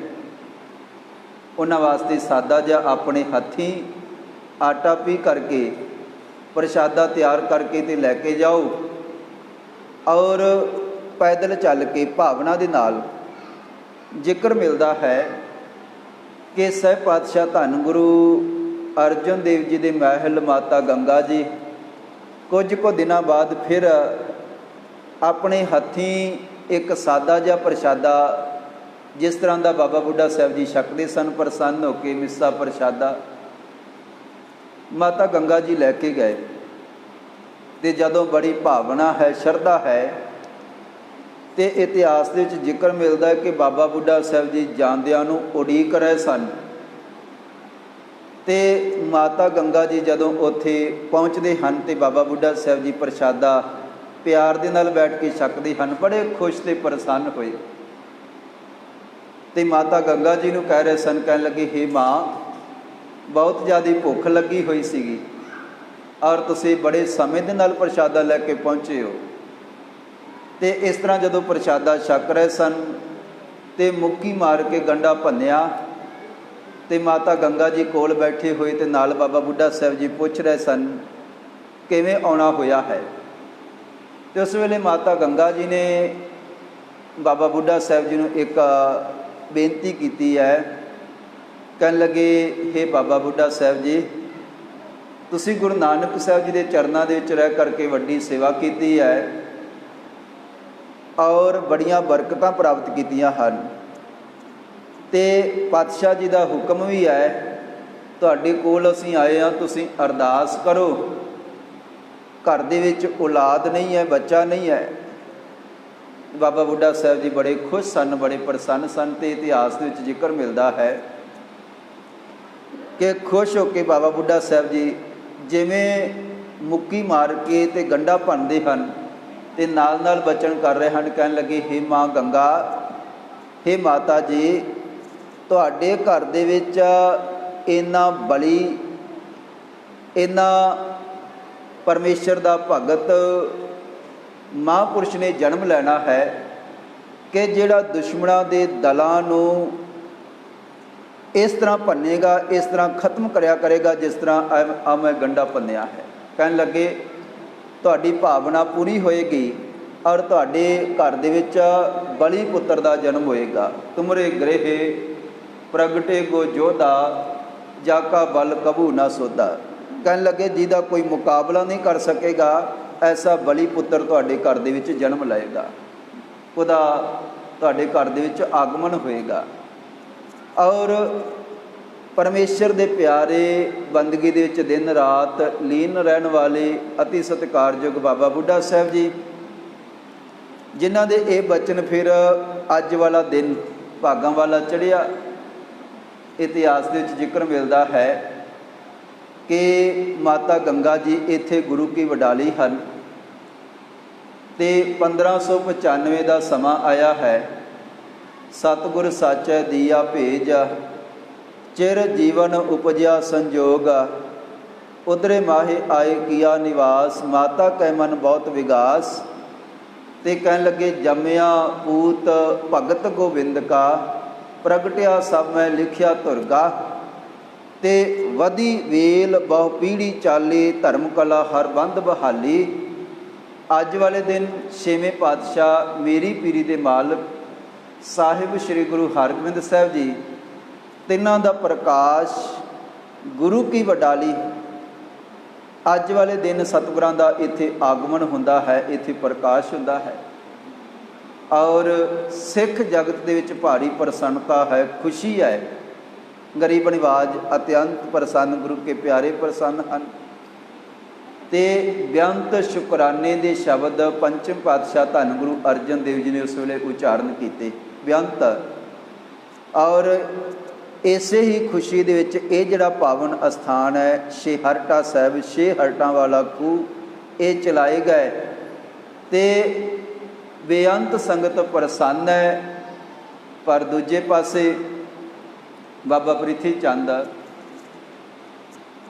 ਔਰ ਬੀਬੀ ਕਰਮੋ ਜਿਹੜੇ ਇਹ ਸੋਚ ਰਹੇ ਸਨ ਕਿ ਆਉਣ ਵਾਲੇ ਸਮੇਂ ਦੇ ਵਿੱਚ ਪਾਤਸ਼ਾਹ ਗੁਰੂ ਅਰਜਨ ਦੇਵ ਜੀ ਦੇ ਘਰ ਦੇ ਵਿੱਚ ਕੋਈ ਔਲਾਦ ਨਹੀਂ ਹੈ, ਮਾਤਾ ਗੰਗਾ ਜੀ ਦੇ ਘਰ ਦੇ ਵਿੱਚ, ਅਤੇ ਇਹ ਗੁਰਤਾ ਗੱਦੀ, ਇਹ ਬਖਸ਼ਿਸ਼ ਫਿਰ ਸਾਡੇ ਘਰ ਦੇ ਵਿੱਚ ਆਉਣੀ ਹੈ ਪੁੱਤਰ ਮਿਹਰਬਾਨ ਵਾਸਤੇ। ਪਰ ਜਦੋਂ ਪਾਤਸ਼ਾਹ ਜੀ ਦਾ ਪ੍ਰਕਾਸ਼ ਹੁੰਦਾ ਹੈ ਅਤੇ ਉਹਨਾਂ ਨੇ ਬੜੀ ਭਾਰੀ ਈਰਖਾ ਕੀਤੀ ਹੈ, ਬਹੁਤ ਵੱਡਾ ਵਿਰੋਧ ਕੀਤਾ ਹੈ। ਇੰਨੇ ਜ਼ਿਆਦਾ ਗਿਰ ਗਏ, ਇੰਨੀਆਂ ਗਲਤ ਹਰਕਤਾਂ ਕਰਦੇ ਹਨ ਕਿ ਸਤਿਗੁਰਾਂ ਦਾ ਜਦੋਂ ਪ੍ਰਕਾਸ਼ ਹੁੰਦਾ ਹੈ ਉਸ ਤੋਂ ਬਾਅਦ ਵੀ ਇਹਨਾਂ ਨੇ ਕਈ ਵਾਰ ਯਤਨ ਕੀਤਾ ਹੈ ਸਤਿਗੁਰਾਂ ਨੂੰ ਖਤਮ ਕਰਨ ਦਾ। ਕਦੇ ਦਾਈ ਨੂੰ ਖਰੀਦਦੇ ਹਨ, ਫਤੋ ਦਾਈ ਨੂੰ ਖਰੀਦ ਕੇ ਉਹਦੇ ਅਸਥਾਨਾਂ 'ਤੇ ਜ਼ਹਿਰ ਲਾ ਕੇ ਭੇਜਦੇ ਹਨ ਕਿ ਦੁੱਧ ਸਤਿਗੁਰਾਂ ਨੂੰ ਪਿਲਾਇਆ ਜਾਏਗਾ ਅਤੇ ਪਾਤਸ਼ਾਹ ਜੀ ਮਾਰੇ ਜਾਣਗੇ, ਖਤਮ ਹੋ ਜਾਣਗੇ। ਪਰ ਉਦੋਂ ਵੀ ਮਾਲਕ ਰੱਖਿਆ ਕਰਦਾ ਹੈ। ਕਦੇ ਦਹੀਂ ਦੇ ਵਿੱਚ ਜ਼ਹਿਰ ਮਿਲਾ ਕੇ ਸਤਿਗੁਰਾਂ ਨੂੰ ਖਵਾਉਣ ਦਾ ਯਤਨ ਕੀਤਾ ਜਾਂਦਾ ਹੈ। ਕਦੇ ਸਪੇਰਾ ਖਰੀਦ ਕੇ ਜਿੱਥੇ ਪਾਤਸ਼ਾਹ ਜੀ ਖੇਡ ਰਹੇ ਸਨ ਉੱਥੇ ਸੱਪ ਛੱਡਿਆ ਜਾਂਦਾ ਹੈ ਸਤਿਗੁਰਾਂ ਦੇ ਉੱਪਰ। ਪਰ ਗਰੀਬ ਨਿਵਾਜ ਸਾਹਿਬ ਪਾਤਸ਼ਾਹ ਧੰਨ ਗੁਰੂ ਹਰਗੋਬਿੰਦ ਸਾਹਿਬ ਜੀ, ਗਰੀਬ ਨਿਵਾਜ, ਛੋਟੀ ਜਿਹੀ ਉਮਰ ਹੈ ਅਤੇ ਉਸ ਵੇਲੇ ਵੀ ਮਾਲਕ ਦੀ ਮਿਹਰ ਦੇ ਨਾਲ, ਕਿਰਪਾ ਦੇ ਨਾਲ ਬਚ ਜਾਂਦੇ ਹਨ ਅਤੇ ਕਈ ਵਾਰੀ ਭਿਆਨਕ ਬਿਮਾਰੀਆਂ ਦੇ ਸ਼ਿਕਾਰ ਵੀ ਹੋਏ ਅਤੇ ਉਦੋਂ ਵੀ ਮਾਲਕ ਨੇ ਰਹਿਮਤ ਕੀਤੀ, ਕਿਰਪਾ ਕੀਤੀ। ਔਰ ਫਿਰ ਜਦ ਛੇਵੇਂ ਪਾਤਸ਼ਾਹ ਧੰਨ ਗੁਰੂ ਅਰਜਨ ਦੇਵ ਜੀ ਲਾਹੌਰ ਸ਼ਹਾਦਤ ਵਾਸਤੇ ਜਾਂਦੇ ਹਨ ਅਤੇ ਉਸ ਵੇਲੇ ਸਹਿ ਪਾਤਸ਼ਾਹ ਧੰਨ ਗੁਰੂ ਹਰਗੋਬਿੰਦ ਸਾਹਿਬ ਜੀ ਦੀ ਤਕਰੀਬਨ 11 ਕੁ ਸਾਲ ਦੀ ਉਮਰ ਹੈ ਅਤੇ ਸਤਿਗੁਰੂ ਜੀ ਲਾਹੌਰ ਜਾਣ ਤੋਂ ਪਹਿਲਾਂ ਹੀ ਗੁਰਤਾ ਗੱਦੀ ਦੇ ਉੱਪਰ ਪਾਤਸ਼ਾਹ ਧੰਨ ਗੁਰੂ ਹਰਗੋਬਿੰਦ ਸਾਹਿਬ ਜੀ ਨੂੰ ਵਿਰਾਜਮਾਨ ਕਰਦੇ ਹਨ। ਸਵਾਈਮਾਨ ਕਰਕੇ ਆਪ ਜਾਂਦੇ ਹਨ ਅਤੇ ਸ਼ਹਾਦਤ ਦਾ ਜਾਮ ਪੀਂਦੇ ਹਨ ਪੰਚਮ ਪਾਤਸ਼ਾਹ ਜੀ। ਉਹਨਾਂ ਤੋਂ ਬਾਅਦ ਸਹਿ ਪਾਤਸ਼ਾਹ ਧੰਨ ਗੁਰੂ ਹਰਗੋਬਿੰਦ ਸਾਹਿਬ ਜੀ ਫਿਰ ਜਿੱਥੇ ਸ਼੍ਰੀ ਅਕਾਲ ਤਖਤ ਸਾਹਿਬ ਜੀ ਦੀ ਸਿਰਜਣਾ ਸ਼੍ਰੀ ਅੰਮ੍ਰਿਤਸਰ ਸਾਹਿਬ ਦੀ ਧਰਤੀ 'ਤੇ ਸ਼੍ਰੀ ਹਰਿਮੰਦਰ ਸਾਹਿਬ ਜੀ ਦੇ ਸਾਹਮਣੇ 1609 ਈਸਵੀ ਦੇ ਵਿੱਚ ਕਰਦੇ ਹਨ। ਉੱਥੇ ਨਾਲ ਹੀ ਪਾਤਸ਼ਾਹ ਜੀ ਨੇ 2 ਤਲਵਾਰਾਂ ਵੱਧੀਆਂ, ਇੱਕ ਮੀਰੀ ਦੀ, ਇੱਕ ਪੀਰੀ ਦੀ, ਇੱਕ ਅਜ਼ਮਤ ਦੀ, ਇੱਕ ਰਾਜ ਦੀ, ਇੱਕ ਰਾਖੀ ਕਰੇ ਵਜ਼ੀਰੀ ਦੀ। ਸਹਿ ਪਾਤਸ਼ਾਹ ਧੰਨ ਗੁਰੂ ਹਰਗੋਬਿੰਦ ਸਾਹਿਬ ਜੀ ਨੇ ਉਸ ਵੇਲੇ ਫਿਰ ਸ਼ਸਤਰ ਧਾਰਨ ਕੀਤੇ ਔਰ ਇੱਕ ਹੁਕਮ ਕਰ ਦਿੱਤਾ ਸੀਗਾ। ਕਹਿਣ ਲੱਗੇ, ਹੇ ਸਿੱਖੋ, ਜਿੱਥੇ ਤੁਸੀਂ ਕਈ ਤਰ੍ਹਾਂ ਦੇ ਛਕਣ ਛਕਾਉਣ ਵਾਲੇ ਪਦਾਰਥ, ਕਈ ਤਰ੍ਹਾਂ ਦੀਆਂ ਭੇਟਾਵਾਂ, ਪੈਸਾ ਔਰ ਕਈ ਵਸਤਰ, ਅਨੇਕਾਂ ਤਰ੍ਹਾਂ ਦੀਆਂ ਭੇਟਾਵਾਂ ਲੈ ਕੇ ਹਾਜ਼ਰ ਹੁੰਦੇ ਹੋ, ਉੱਥੇ ਚੰਗੇ ਸੋਹਣੇ ਸ਼ਸਤਰ ਘਰਾਂ ਦੇ ਵਿੱਚੋਂ ਬਣਾ ਕੇ ਔਰ ਬਲੀ ਜਿਹੜੇ ਘੋੜੇ ਹਨ ਔਰ ਇਹਦੇ ਨਾਲ ਨਾਲ ਆਪਣੀਆਂ ਜਵਾਨੀਆਂ ਜਿਹੜੀਆਂ ਹਨ ਉਹ ਸਾਨੂੰ ਭੇਟਾ ਦੇ ਵਿੱਚ ਦਿਓ। ਸਹਿ ਪਾਤਸ਼ਾਹ ਧੰਨ ਗੁਰੂ ਹਰਗੋਬਿੰਦ ਸਾਹਿਬ ਜੀ ਦੇ ਐਸੇ ਹੁਕਮ ਦੇ ਵਿੱਚ ਜਿੱਥੇ ਇਸ ਤਰ੍ਹਾਂ ਦੀਆਂ ਬੇਅੰਤ ਭੇਟਾਵਾਂ ਆਉਂਦੀਆਂ ਹਨ, ਉੱਥੇ ਬੇਅੰਤ ਗੁਰੂ ਕੇ ਲਾਲ ਸਹਿ ਪਾਤਸ਼ਾਹ ਧੰਨ ਗੁਰੂ ਹਰਗੋਬਿੰਦ ਸਾਹਿਬ ਜੀ ਦੀ ਬਣਾਈ ਹੋਈ ਜਿਹੜੀ ਸੈਨਾ ਉਹਦੇ ਵਿੱਚ ਭਰਤੀ ਹੁੰਦੇ ਹਨ। ਅਤੇ ਸਹਿ ਪਾਤਸ਼ਾਹ ਧੰਨ ਗੁਰੂ ਹਰਗੋਬਿੰਦ ਸਾਹਿਬ ਜੀ ਜਿੱਥੇ ਪਹਿਲਾਂ ਪੀਰੀ ਹੈ, ਜਿੱਥੇ ਗੁਰੂ ਨਾਨਕ ਸਾਹਿਬ ਜੀ ਦੇ ਘਰ ਦੇ ਵਿੱਚ ਕੇਵਲ ਸੰਤ ਸਨ, ਉੱਥੇ ਨਾਲ ਨਾਲ ਫਿਰ ਗੁਰੂ ਕੇ ਸਿੱਖ ਸਿਪਾਹੀ ਵੀ ਬਣੇ ਔਰ ਉੱਥੇ ਨਾਲ ਨਾਲ ਫਿਰ ਅਮੀਰੀ ਵੀ ਆਈ, ਉੱਥੇ ਨਾਲ ਮੀਰੀ ਵੀ ਆਈ। ਮੀਰੀ ਅਤੇ ਪੀਰੀ ਨੂੰ ਸਹਿ ਪਾਤਸ਼ਾਹ ਧੰਨ ਗੁਰੂ ਹਰਗੋਬਿੰਦ ਸਾਹਿਬ ਜੀ ਨੇ ਇਕੱਠਿਆਂ ਕੀਤਾ। ਜਿਹੜਾ ਕਦੇ ਬੂਟਾ ਸਹਿ ਪਾਤਸ਼ਾਹ ਧੰਨ ਗੁਰੂ ਨਾਨਕ ਸਾਹਿਬ ਜੀ ਸਿੱਖੀ ਦਾ ਲਾ ਕੇ ਗਏ ਸਨ, ਉਹਦੀ ਰੱਖਿਆ ਵਾਸਤੇ, ਉਹਨੂੰ ਵੱਡਾ ਕਰਨ ਵਾਸਤੇ ਸ਼ਾਸਤਰਾਂ ਦੀ ਜਿਹੜੀ ਵਾੜ ਹੈ ਇਹ ਲਾਉਣੀ ਜ਼ਰੂਰੀ ਸੀਗੀ। ਕਿਉਂਕਿ ਸ਼ਾਸਤਰਾਂ ਤੋਂ ਬਿਨਾਂ ਦੇਖੋ, ਜਿਹੜੇ ਸ਼ਾਸਤਰ ਹਨ ਇਹ ਕੇਵਲ ਜ਼ੁਲਮ ਕਰਨ ਵਾਸਤੇ ਹੀ ਨਹੀਂ, ਇਹ ਜ਼ੁਲਮ ਨੂੰ ਖਤਮ ਕਰਨ ਵਾਸਤੇ ਅਤੇ ਜਾਂ ਜ਼ੁਲਮ ਨੂੰ ਰੋਕਣ ਵਾਸਤੇ ਵੀ ਜਿਹੜੇ ਸ਼ਾਸਤਰ ਹਨ ਉਹ ਧਾਰਨ ਕਰਨੇ ਪੈਂਦੇ ਹਨ। ਆਤਮਿਕ ਰੱਖਿਆ ਵਾਸਤੇ ਵੀ ਜਿਹੜਾ ਸ਼ਾਸਤਰ ਹੈ ਉਹ ਚੁੱਕਣਾ ਪੈਂਦਾ ਹੈ ਕਈ ਵਾਰ। ਸਹਿ ਪਾਤਸ਼ਾਹ ਧੰਨ ਗੁਰੂ ਹਰਗੋਬਿੰਦ ਸਾਹਿਬ ਜੀ ਨੇ ਹਾਲਾਤਾਂ ਨੂੰ ਦੇਖਦਿਆਂ ਹੋਇਆਂ ਜਦੋਂ ਇਤਨੇ ਤਸੀਹੇ ਦੇ ਕਰਕੇ ਸਹਿ ਪਾਤਸ਼ਾਹ ਧੰਨ ਗੁਰੂ ਅਰਜਨ ਦੇਵ ਜੀ ਨੂੰ ਸ਼ਹੀਦ ਕਰ ਦਿੱਤਾ ਗਿਆ ਸੀਗਾ, ਉਸ ਵੇਲੇ ਫਿਰ ਸਹਿ ਪਾਤਸ਼ਾਹ ਧੰਨ ਗੁਰੂ ਹਰਗੋਬਿੰਦ ਸਾਹਿਬ ਜੀ ਨੇ ਸ਼ਸਤਰ ਧਾਰਨ ਕਰ ਲਏ ਸਨ। ਕਿਉਂਕਿ ਜਦੋਂ ਫਿਰ ਜ਼ੁਲਮ ਦੀ ਅੱਤ ਹੁੰਦੀ ਹੈ, ਜਦੋਂ ਫਿਰ ਏਡੀ ਵੱਡੀ ਸ਼ਹਾਦਤ ਹੁੰਦੀ ਹੈ ਅਤੇ ਸ਼ਹਾਦਤ ਦੇ ਵਿੱਚੋਂ ਬਹੁਤ ਵੱਡੀ ਕ੍ਰਾਂਤੀ ਨਿਕਲਦੀ ਹੈ। ਦੇਖੋ, ਦਾਸ ਨੇ ਕਈ ਵਾਰ ਇਹ ਵਚਨ ਸਾਂਝਾ ਕੀਤਾ ਹੈ। 6ਵੇਂ ਪਾਤਸ਼ਾਹ ਧੰਨ ਗੁਰੂ ਹਰਗੋਬਿੰਦ ਸਾਹਿਬ ਜੀ ਦਾ ਆਪਾਂ ਪ੍ਰਕਾਸ਼ ਪੁਰਬ ਮਨਾ ਰਹੇ ਹਾਂ। ਜਦੋਂ ਗਰੀਬ ਨਿਵਾਜ ਸਹਿ ਪਾਤਸ਼ਾਹ ਧੰਨ ਗੁਰੂ ਅਰਜਨ ਦੇਵ ਜੀ ਦੀ ਸ਼ਹਾਦਤ ਹੁੰਦੀ ਹੈ ਅਤੇ ਉਸ ਵੇਲੇ ਸਿੱਖਾਂ ਦੇ ਸਾਹਮਣੇ 2 ਰਸਤੇ ਸਨ। 2 ਰਸਤੇ, ਇੱਕ ਤਾਂ ਇਹ ਸੀਗਾ ਕਿ ਇੰਨੀ ਵੱਡੀ ਸ਼ਹਾਦਤ, ਇੰਨੇ ਜ਼ਿਆਦਾ ਤਸੀਹੇ ਜ਼ੁਲਮ ਦੀ ਅੱਤ ਕਰਕੇ ਸਹਿ ਪਾਤਸ਼ਾਹ ਧੰਨ ਗੁਰੂ ਅਰਜਨ ਦੇਵ ਜੀ ਨੂੰ 5 ਦਿਨ ਲਗਾਤਾਰ ਤੱਤੀ ਤਵੀ 'ਤੇ ਬਿਠਾਇਆ ਜਾਂਦਾ ਰਿਹਾ, ਗਰਮ ਰੇਤਾ ਪਾਇਆ ਜਾਂਦਾ ਰਿਹਾ ਅਤੇ ਫਿਰ 6ਵੇਂ ਦਿਨ ਦਰਿਆ ਦੇ ਵਿੱਚ ਰੋੜ ਕੇ ਸ਼ਹੀਦ ਕਰ ਦਿੱਤਾ ਹੈ। ਇੰਨੇ ਤਸੀਹੇ ਦਿੱਤੇ ਕਿ ਲੋਕ ਥਰ ਥਰ ਕੰਬਣ ਲੱਗ ਗਏ ਸਨ। ਅਤੇ ਉਸ ਵੇਲੇ ਸਹਿ ਪਾਤਸ਼ਾਹ ਧੰਨ ਗੁਰੂ ਹਰਗੋਬਿੰਦ ਸਾਹਿਬ ਜੀ ਦੀ ਜ਼ੁਰਤ ਦੇਖੋ, ਸਹਿ ਪਾਤਸ਼ਾਹ ਧੰਨ ਗੁਰੂ ਹਰਗੋਬਿੰਦ ਸਾਹਿਬ ਜੀ ਦਾ ਬਲ ਦੇਖੋ। ਆਪਾਂ ਜਦੋਂ ਕਈ ਵਾਰੀ ਪੁਰਾਤਨ ਇਤਿਹਾਸ ਪੜ੍ਹਦੇ ਹਾਂ ਅਤੇ ਇਸ ਧਰਤੀ 'ਤੇ ਕਦੇ ਸ਼ੁਕਰਾਤ ਜਿਹੜਾ ਹੈ ਉਹ ਸ਼ਹਾਦਤ ਦਾ ਜਾਮ ਪੀਂਦਾ ਹੈ, ਕਦੇ ਮਨਸੂਰ ਸ਼ਹੀਦ ਹੁੰਦਾ ਹੈ, ਕਦੇ ਯਸੂ ਮਸੀਹ ਨੂੰ ਸ਼ਹੀਦ ਕੀਤਾ ਜਾਂਦਾ ਜਦੋਂ ਆਪਾਂ ਪੁਰਾਣਾ ਇਤਿਹਾਸ ਪੜ੍ਹਦੇ ਹਾਂ। ਪਰ ਉਹਦੇ ਵਿੱਚ ਬਹੁਤ ਵੱਡਾ ਅੰਤਰ ਹੈ। ਜਦੋਂ ਉਹਨਾਂ ਨੂੰ ਸ਼ਹੀਦ ਕੀਤਾ ਗਿਆ उदों एक बारी संसार सहम गया, डर गया, शांत हो गया। अंदर ही वड़ के लोग बैठ गए सन कि भाई जे एडे वड्डे तसीए इन्हां नूं दिते गए हैं तो सानूं भी दिते जाणगे। उदों एक बारी लोग शांत होकर बैठ गए सन। उन्हां दे जिहड़े अगां पैरोकार सन, उन्हां नूं जिहड़े मन्नण वाले सन, उन्होंने ये रास्ता धारण कर लिया सी। एक बारी वो बैठ गए सन, उन्होंने दोबारा ऐसी कुछ समय वास्ते जुरत नहीं की। तो सिख धर्म के सामने भी अजिहा ही रास्ता सीगा। एक तो एडी वड्डी जदों शहादत हुई है, इन्ने वड्डे तसीहे दिते गए हैं, उदों सिख भी एक रास्ता ये सीगा कि शांत होकर बैठ जान, जिस तरह पहला कदी भा इस धरती पर हुंदा आया है। तो दूसरा फिर रास्ता ये सीगा कि जे इन्ना वड्डा जुल्म होया है तो फिर इहदा टाकरा किया जाए। एक रास्ता सीगा कि अंदर वड़ के बैठ जाओ, शांत हो जाओ। तो दूजा रास्ता सीगा फिर शास्त्रबद्ध होके ते इन्हां दा मुकाबला करो, टाकरा करो।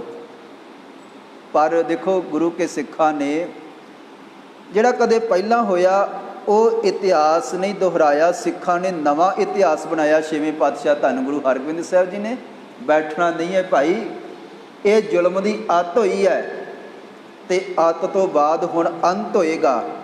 सह पातशाह धन गुरु हरगोबिंद साहब जी ने यह ऐलान सीगा बादशाह वालों कि कोई 2-2.5 फुट तो उच्चा कोई तख्त नहीं बिठा ला सकता, कोई कलगी नहीं सजा सकता, कोई इस तरह की ठाठ बाठ नहीं रख सकता, कोई तख्त नहीं सजा सकता। पर छेवें पातशाह धन गुरु हरगोबिंद साहब जी ने फिर सैना भी भर्ती की ते एक तलवार पहनण की मनाही सीगी। ये समझा जाता सी कि जे होर कोई शस्त्र पहनेगा तो बगावत होगी सरकार की।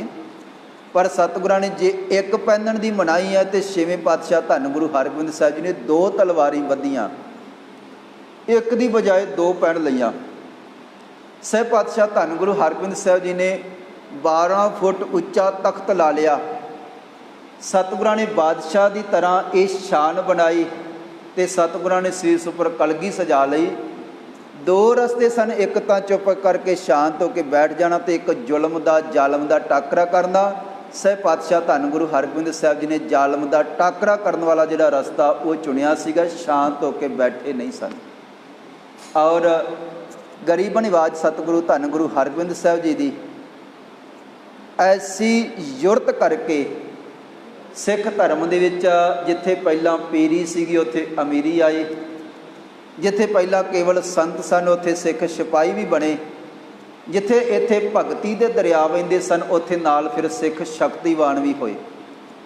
गरीब निवाज साहब पातशाह धन गुरु हरगोबिंद साहब जी ने देखो मीरी ते पीरी नूं इकट्ठियां कीता। ते दास पहला भी ये बचन साझा कर रहा सीगा कि कई बारी सबब बनता है, समा ऐसा बनता है कि पंचम पातशाह साहिब श्री गुरु अर्जन देव जी उन्होंने साईं मियाँ मीर जी के पासों श्री हरमंदर साहिब जी का नींह पत्थर रखवाया है। और छेवें पातशाह धन गुरु हरगोबिंद साहब जी ने बाबा बुढ़ा साहब जी ते भाई गुरदास जी नूं ला करके श्री अकाल तख्त साहब जी की सिरजना 1609 ईस्वी दे विच कीती है।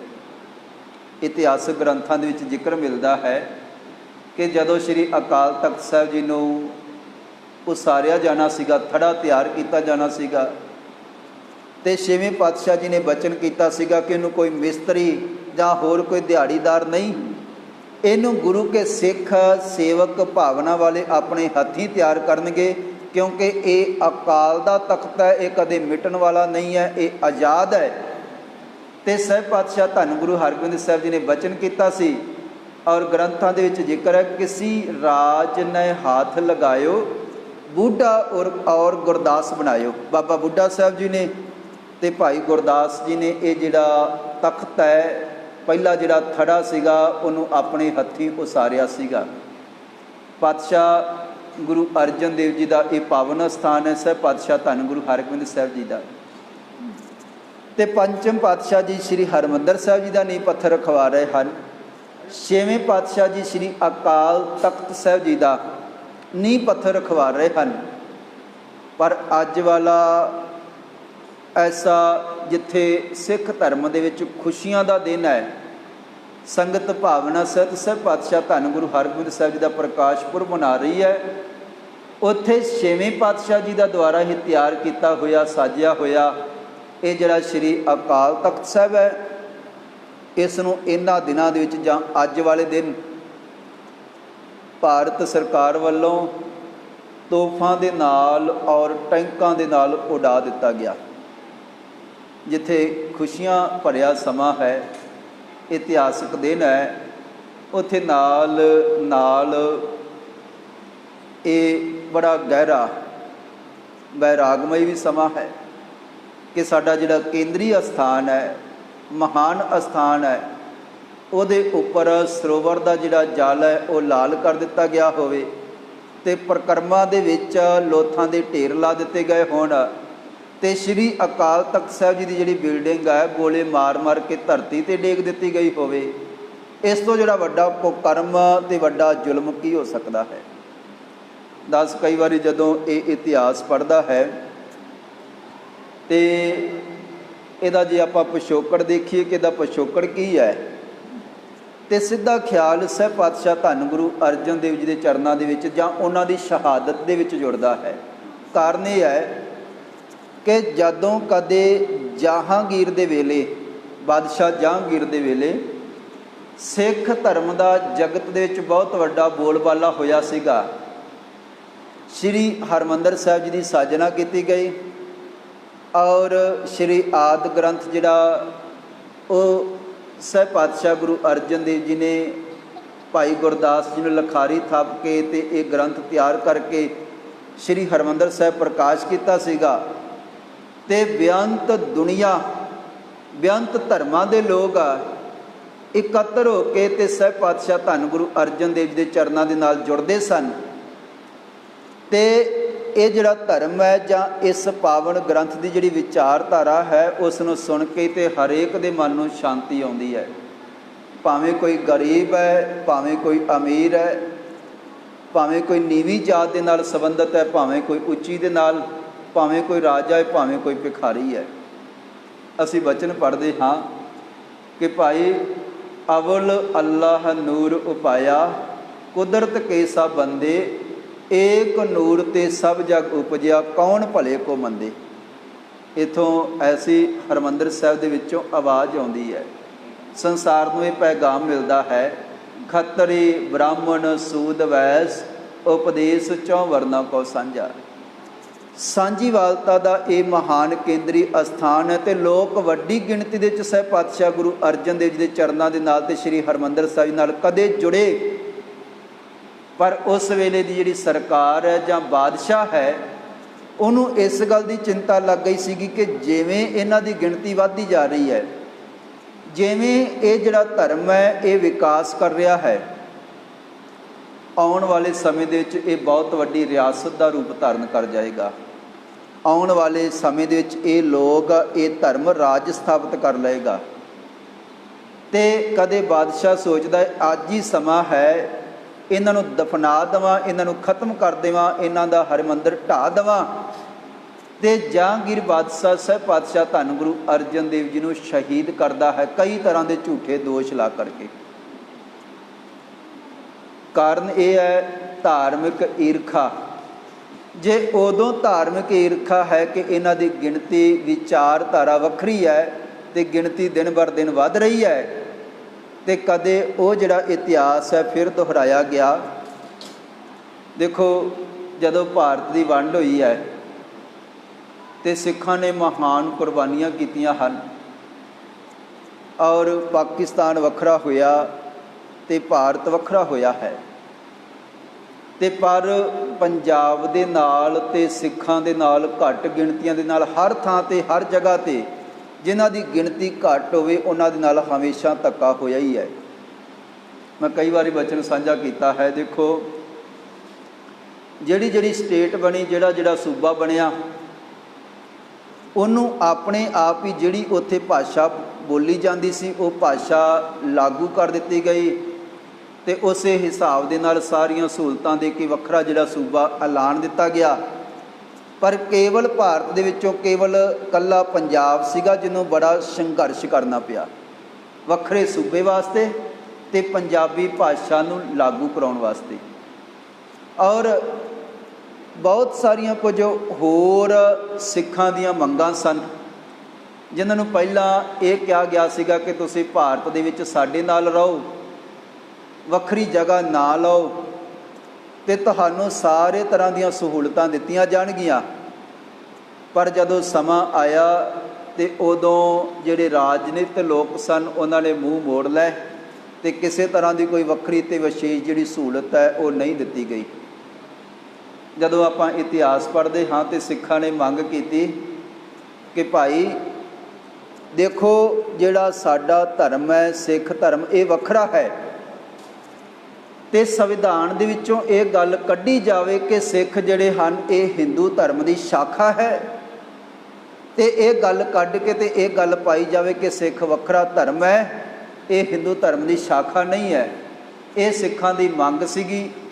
ਇਸ ਮੰਗ ਨੂੰ ਪ੍ਰਵਾਨ ਨਹੀਂ ਕੀਤਾ ਗਿਆ ਤੇ ਦੇਖੋ ਸੰਵਿਧਾਨ ਦੇ ਵਿੱਚ ਲਿਖਿਆ ਹੋਇਆ ਸੀਗਾ ਕਿ ਸਿੱਖ ਜਿਹੜੇ ਉਹ ਵੱਖਰੀ ਕੌਮ ਨਹੀਂ, ਵੱਖਰਾ ਕੋਈ ਧਰਮ ਨਹੀਂ ਹੈ। ਤੇ ਨਾ ਸਿੱਖਾਂ ਦੀ ਇੱਕ ਮੰਗ ਸੀਗੀ ਕਿ ਆਨੰਦ ਮੈਰਿਜ ਜਿਹੜਾ ਐਕਟ ਹੈ ਉਹ ਲਾਗੂ ਕੀਤਾ ਜਾਵੇ। ਅਸੀਂ ਆਪਣੇ ਹਿਸਾਬ ਦੇ ਨਾਲ ਵਿਆਹ ਕਰਦੇ ਹਾਂ ਪਰ ਸਾਨੂੰ ਹਿੰਦੂ ਮਰਿਆਦਾ ਦੇ ਅਨੁਸਾਰ ਹੀ ਜਿਹੜਾ ਸਾਡਾ ਵਿਆਹ ਉਹ ਦਰਜ ਕੀਤਾ ਜਾਂਦਾ ਸੀਗਾ। ਇੱਕ ਮੰਗ ਸੀਗੀ ਸਾਡੀ। ਔਰ ਇਸ ਦੇ ਨਾਲ ਨਾਲ ਇੱਥੇ ਕਿਸੇ ਵੀ ਜਿਹੜਾ ਸੂਬਾ ਹੈ ਉਹਦੇ ਵਿੱਚੋਂ ਜਿਹੜੇ ਦਰਿਆ ਲੰਘਦੇ ਹੋਣ, ਪਾਣੀ ਦਾ ਜਿਹੜਾ ਵਹਾਅ ਹੈ ਉਹਦੇ ਉੱਪਰ 70% ਹਿੱਸਾ ਉੱਥੋਂ ਦੇ ਸੂਬੇ ਦਾ ਹੁੰਦਾ ਹੈ। ਜੇ ਪਾਣੀ ਵੱਧ ਹੋਵੇ, ਲੋੜ ਤੋਂ ਵੱਧ ਹੋਵੇ ਤੇ ਫਿਰ ਹੋਰ ਕਿਸੇ ਨੂੰ ਦਿੱਤਾ ਜਾ ਸਕਦਾ ਹੈ। ਪਰ ਭਾਰਤ ਸਰਕਾਰ ਨੇ ਜਬਰੀ ਪੰਜਾਬ ਦਾ ਪਾਣੀ ਖੋਹ ਕੇ ਤੇ ਹਰਿਆਣੇ ਨੂੰ ਦੇਣ ਵਾਸਤੇ ਜਦੋਂ ਨਹਿਰ ਪੁੱਟਣੀ ਚਾਲੂ ਕੀਤੀ ਤੇ ਸਿੱਖਾਂ ਨੇ ਵਿਰੋਧ ਕੀਤਾ। ਅਨੇਕਾਂ ਤਰ੍ਹਾਂ ਦੇ ਹੋਰ ਐਸੀਆਂ ਚੀਜ਼ਾਂ ਦੀ ਸਿੱਖਾਂ ਦੀ ਮੰਗ ਸੀਗੀ ਜਿਹੜੀ ਕਈ ਵਾਰ ਕੀਤੀ ਗਈ ਪਰ ਸਿੱਖਾਂ ਦਾ ਇਹਨਾਂ ਮੰਗਾਂ ਤੋਂ ਧਿਆਨ ਹਟਾਉਣ ਵਾਸਤੇ ਇਹਨਾਂ ਨੂੰ ਕਈਆਂ ਢੰਗਾਂ ਦੇ ਨਾਲ ਉਲਝਾ ਦਿੱਤਾ ਗਿਆ ਤੇ ਇਹਨਾਂ ਦੀਆਂ ਮੰਗਾਂ ਕਈ ਵਾਰ ਇਹਨਾਂ ਨੇ ਅੱਗੇ ਰੱਖੀਆਂ ਤੇ ਪ੍ਰਵਾਨ ਨਾ ਕੀਤੀਆਂ ਗਈਆਂ। ਜਦੋਂ ਆਪਾਂ ਇਤਿਹਾਸ ਪੜ੍ਹਦੇ ਹਾਂ ਤੇ ਸਗੋਂ ਜਿੱਥੇ ਸਿੱਖ ਆਪਣੀਆਂ ਕੁਝ ਬਣਦੀਆਂ ਸਹੂਲਤਾਂ ਮੰਗ ਰਹੇ ਸਨ, ਇੱਕ ਤਾਂ ਇਹ ਸੀਗਾ ਕਿ ਭਾਈ ਦੇਖੋ ਜਿਤਨੇ ਵੀ ਭਾਰਤ ਦੇ ਵਿੱਚ ਕੋਈ ਧਾਰਮਿਕ ਸ਼ਹਿਰ ਹਨ, ਜਿੱਥੇ ਜਿੱਥੇ ਕਿਸੇ ਕਿਸੇ ਧਰਮ ਦਾ ਕੋਈ ਮਹਾਨ ਕੋਈ ਵਿਸ਼ੇਸ਼ ਜਗ੍ਹਾ ਹੈ, ਕੋਈ ਅਸਥਾਨ ਹੈ, ਉਹਨੂੰ ਪਵਿੱਤਰ ਸ਼ਹਿਰ ਦਾ ਦਰਜਾ ਦਿੱਤਾ ਗਿਆ, ਆਮ ਹੀ ਦੇ ਦਿੱਤਾ ਗਿਆ ਕਿ ਜਿੱਥੇ ਜਿੱਥੇ ਕਿਸੇ ਧਰਮ ਦਾ ਕੋਈ ਧਾਰਮਿਕ ਅਸਥਾਨ ਹੈ ਵੱਡਾ। ਤੇ ਜਦੋਂ ਸਿੱਖਾਂ ਨੇ ਅੰਮ੍ਰਿਤਸਰ ਸਾਹਿਬ ਜੀ ਦੀ ਧਰਤੀ 'ਤੇ ਇਸ ਸ਼ਹਿਰ ਨੂੰ ਪਵਿੱਤਰ ਸ਼ਹਿਰ ਦਾ ਦਰਜਾ ਦੇਣ ਵਾਸਤੇ ਮੰਗ ਰੱਖੀ ਹੈ, ਖਿਆਲ ਕਰਨਾ ਅੰਗਰੇਜ਼ ਸਰਕਾਰ ਨੇ 1915 ਦੇ ਵਿੱਚ ਸ਼੍ਰੀ ਅੰਮ੍ਰਿਤਸਰ ਸਾਹਿਬ ਨੂੰ ਪਵਿੱਤਰ ਸ਼ਹਿਰ ਦਾ ਦਰਜਾ ਦਿੱਤਾ ਸੀਗਾ। ਪਰ ਬਾਅਦ ਵਿੱਚ ਜਦੋਂ ਵੰਡ ਹੋਈ ਹੈ ਤੇ ਨਵਾਂ ਸੰਵਿਧਾਨ ਲਿਖਿਆ ਗਿਆ, ਸਾਰਾ ਕਾਇਦਾ ਕਾਨੂੰਨ ਨਵਾਂ ਤਿਆਰ ਕੀਤਾ ਗਿਆ, ਉਹਦੇ ਵਿੱਚੋਂ ਸ਼੍ਰੀ ਅੰਮ੍ਰਿਤਸਰ ਸਾਹਿਬ ਜੀ ਨੂੰ ਜਿਹੜਾ ਪਵਿੱਤਰ ਸ਼ਹਿਰ ਦਾ ਦਰਜਾ ਹੈ ਉਹ ਕੱਢ ਦਿੱਤਾ ਗਿਆ ਸੀਗਾ। ਸਿੱਖਾਂ ਨੇ ਫਿਰ ਮੰਗ ਕੀਤੀ ਕਿਉਂਕਿ ਜਿਹੜਾ ਪਵਿੱਤਰ ਸ਼ਹਿਰ ਹੁੰਦਾ ਹੈ, ਜਿਹੜਾ ਉੱਥੇ ਧਾਰਮਿਕ ਅਸਥਾਨ ਹੁੰਦਾ ਹੈ, ਉਹਦੇ ਨੇੜੇ ਤੇੜੇ ਕਿਸੇ ਤਰ੍ਹਾਂ ਦਾ ਨਸ਼ਾ, ਸ਼ਰਾਬ ਜਾਂ ਹੋਰ ਇਸ ਤਰ੍ਹਾਂ ਦੀ ਜਿਹੜੀ ਅਪਵਿੱਤਰਤਾ ਹੈ ਉਹ ਫੈਲਾਉਣ ਤੋਂ ਰੋਕ ਹੁੰਦੀ ਹੈ। ਕੋਈ ਨਸ਼ੇ ਦੀ ਦੁਕਾਨ ਨਹੀਂ ਉੱਥੇ ਕੀਤੀ ਜਾ ਸਕਦੀ ਔਰ ਇਸੇ ਤਰ੍ਹਾਂ ਉਹਨੂੰ ਵਿਸ਼ੇਸ਼ ਸਹੂਲਤਾਂ ਦਿੱਤੀਆਂ ਜਾਂਦੀਆਂ ਹਨ ਔਰ ਉਹਦਾ ਬਹੁਤ ਸੁੰਦਰ ਢੰਗ ਦੇ ਨਾਲ ਵਿਕਾਸ ਕੀਤਾ ਜਾਂਦਾ ਹੈ। ਸਿੱਖਾਂ ਨੇ ਇਹ ਮੰਗ ਸਰਕਾਰ ਦੇ ਅੱਗੇ ਰੱਖੀ ਪਰ ਜਿੰਨੀ ਵਾਰ ਰੱਖੀ ਤੇ ਸਰਕਾਰ ਨੇ ਪ੍ਰਵਾਨ ਕਰ ਦਿੱਤੀ, ਮੰਗ ਜਿਹੜੀ ਹੈ ਉਹ ਮਨਜ਼ੂਰ ਨਹੀਂ ਕੀਤੀ। ਹਾਲਾਤ ਐਸੇ ਬਣੇ, ਵਾਰ-ਵਾਰ ਸਿੱਖ ਮੰਗ ਕਰਦੇ ਹਨ ਪਰ ਇਹਨਾਂ ਦੀਆਂ ਮੰਗਾਂ ਠੁਕਰਾ ਦਿੱਤੀਆਂ ਗਈਆਂ। ਤਕਰੀਬਨ 90% ਕੁਰਬਾਨੀਆਂ ਕਰਕੇ ਤੇ ਸਿੱਖਾਂ ਨੇ ਦੇਖੋ ਇਹ ਜਿਹੜਾ ਦੇਸ਼ ਹੈ ਇਹਨੂੰ ਆਜ਼ਾਦ ਕਰਵਾਇਆ पर जदों सहूलतां देण दी वारी आई तो सिखां नूं सब तो पिछां कर दिता गया। घट गिणती होण करके इन्हां दे नाल बहुत वड्डा धक्का ते बहुत वड्डा वितकरा किया गया। ये सारा जिहड़ा काम सीगा असल दे विच ये राजनीतिक पार्टियां दा सीगा, वो अगे आउण ते पर देखो वो भी कई तरह के लालच वस हो के अपनियां कुर्सियां बचाउण दे चक्कर दे विच वो भी पिछे खड़े रहे। उन्हां अगे हो के जोरदार ढंग दे नाल ये मंगां सरकार दे सामने नहीं रखियां ते ना ही मंजूर करवाइयां। आखिरकार जदों आपां इतिहास पढ़दे हाँ तो कई बार फिर पंजाब की धरती ते कुछ अजिहे लोग पैदा किए गए कि जिहड़े फिर सिखां दीयां भावनां नूं भड़काउण ते इन्हां दे नाल होर धक्का किया जावे कि जां फिर इन्हां नूं गलत नज़रिए दे नाल संसार दे विच दुनिया दे विच पेश किया जावे। जदों आपां इतिहास पढ़दे हाँ 1978 का समा सीगा ते देखो उस वेले निरंकारिया गुरबचना पहला अवतार सिंह निरंकारिया जदों आप इतिहास पढ़ते हैं तो जिक्र मिलता है इन्हें उस वेले एक गुरु ग्रंथ साहिब जी की जैसी बाणी है उहदे वांग इन्हें अवतार बाणी लिखी। अवतार बाणी उहदे विच सहब पातशाह धन गुरु नानक साहिब जी नूं भी बड़ा नीवा ते बड़े अप शब्द इन्हें अपनी वो जिहड़ी रचना है उहदे विच दर्ज किए गुरबाणी वास्ते और सिख धर्म वास्ते। और इत्थों तक जिक्र मिलता है कि उस वेले इन्हें एक ये भी काम किया कि जिस तरह सहब पातशाह धन गुरु गोबिंद सिंह जी ने 5 प्यारे जिहड़े वो साजे सन श्री केसगढ़ साहिब जी की धरती ते इन्हां वल्लों उस वेले देखो जिहड़ी निरंकारी लहर सीगी कदे समा सीगा इन्हां धर्म वास्ते चंगा तगड़ा जिहड़ा योगदान वो पाया सीगा। पर अगे आके इस सरकार दे नाल मिल के ते सिख धर्म दे नाल इन्हां ने बहुत वड्डा जिहड़ा विरोध है कई तरह के पाप इन्हां ने कीते ते जिक्र मिलता है कि इत्थे सिखां दीयां भावनां नूं भड़काउण वास्ते सरकार दी सह दे नाल इत्थे फिर जिस तरह कदे धन गुरु गोबिंद सिंह जी ने 5 प्यारे साजे सन इन्हां ने 7 सितारे थापे। और सहब पातशाह धन गुरु ग्रंथ साहिब जी की कई बार इन्हां ने बेअदबी की ते एक बारी 1981 दे विच जदों सिख अमृतसर साहिब की धरती ते विसाखी मना रहे सन ते कुछ दिन पहला इन्हां ने एक अपना समागम रखिया।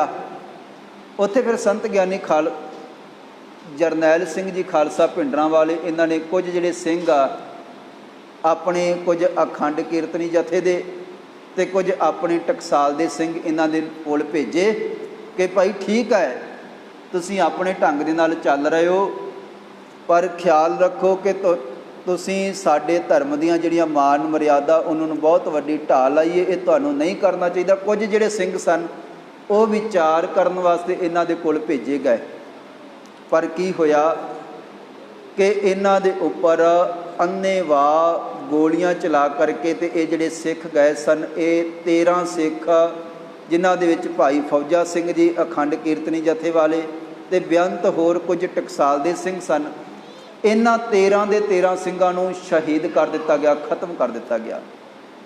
केस चलिया अमृतसर साहिब जी इत्थे धरती ते केस अदालत दे विच चलिया पर नरक धारीए दे कहण ते ये जिहड़ा केस है ये करनाल दे विच लिजाया गया सिखां ने। और वो जिहड़े सिंह सन उन्हां ने उत्थे जाके भी जदों केस लड़िया ते उस वेले सरकार दी सह ते जिन्हां ने तां कतल कीते उन्हां नूं बाए इज्जत बरी कर दिता गया ते जिन्हां दा नुकसान होया सीगा अदालत वल्लों उन्हां नूं झाड़ पाई गई कि तुहाडी गलती सीगी तुसीं उत्थे क्यों गए ते अगाह तो तुसीं इस तरह किसी धार्मिक स्थान ते नहीं जाओगे।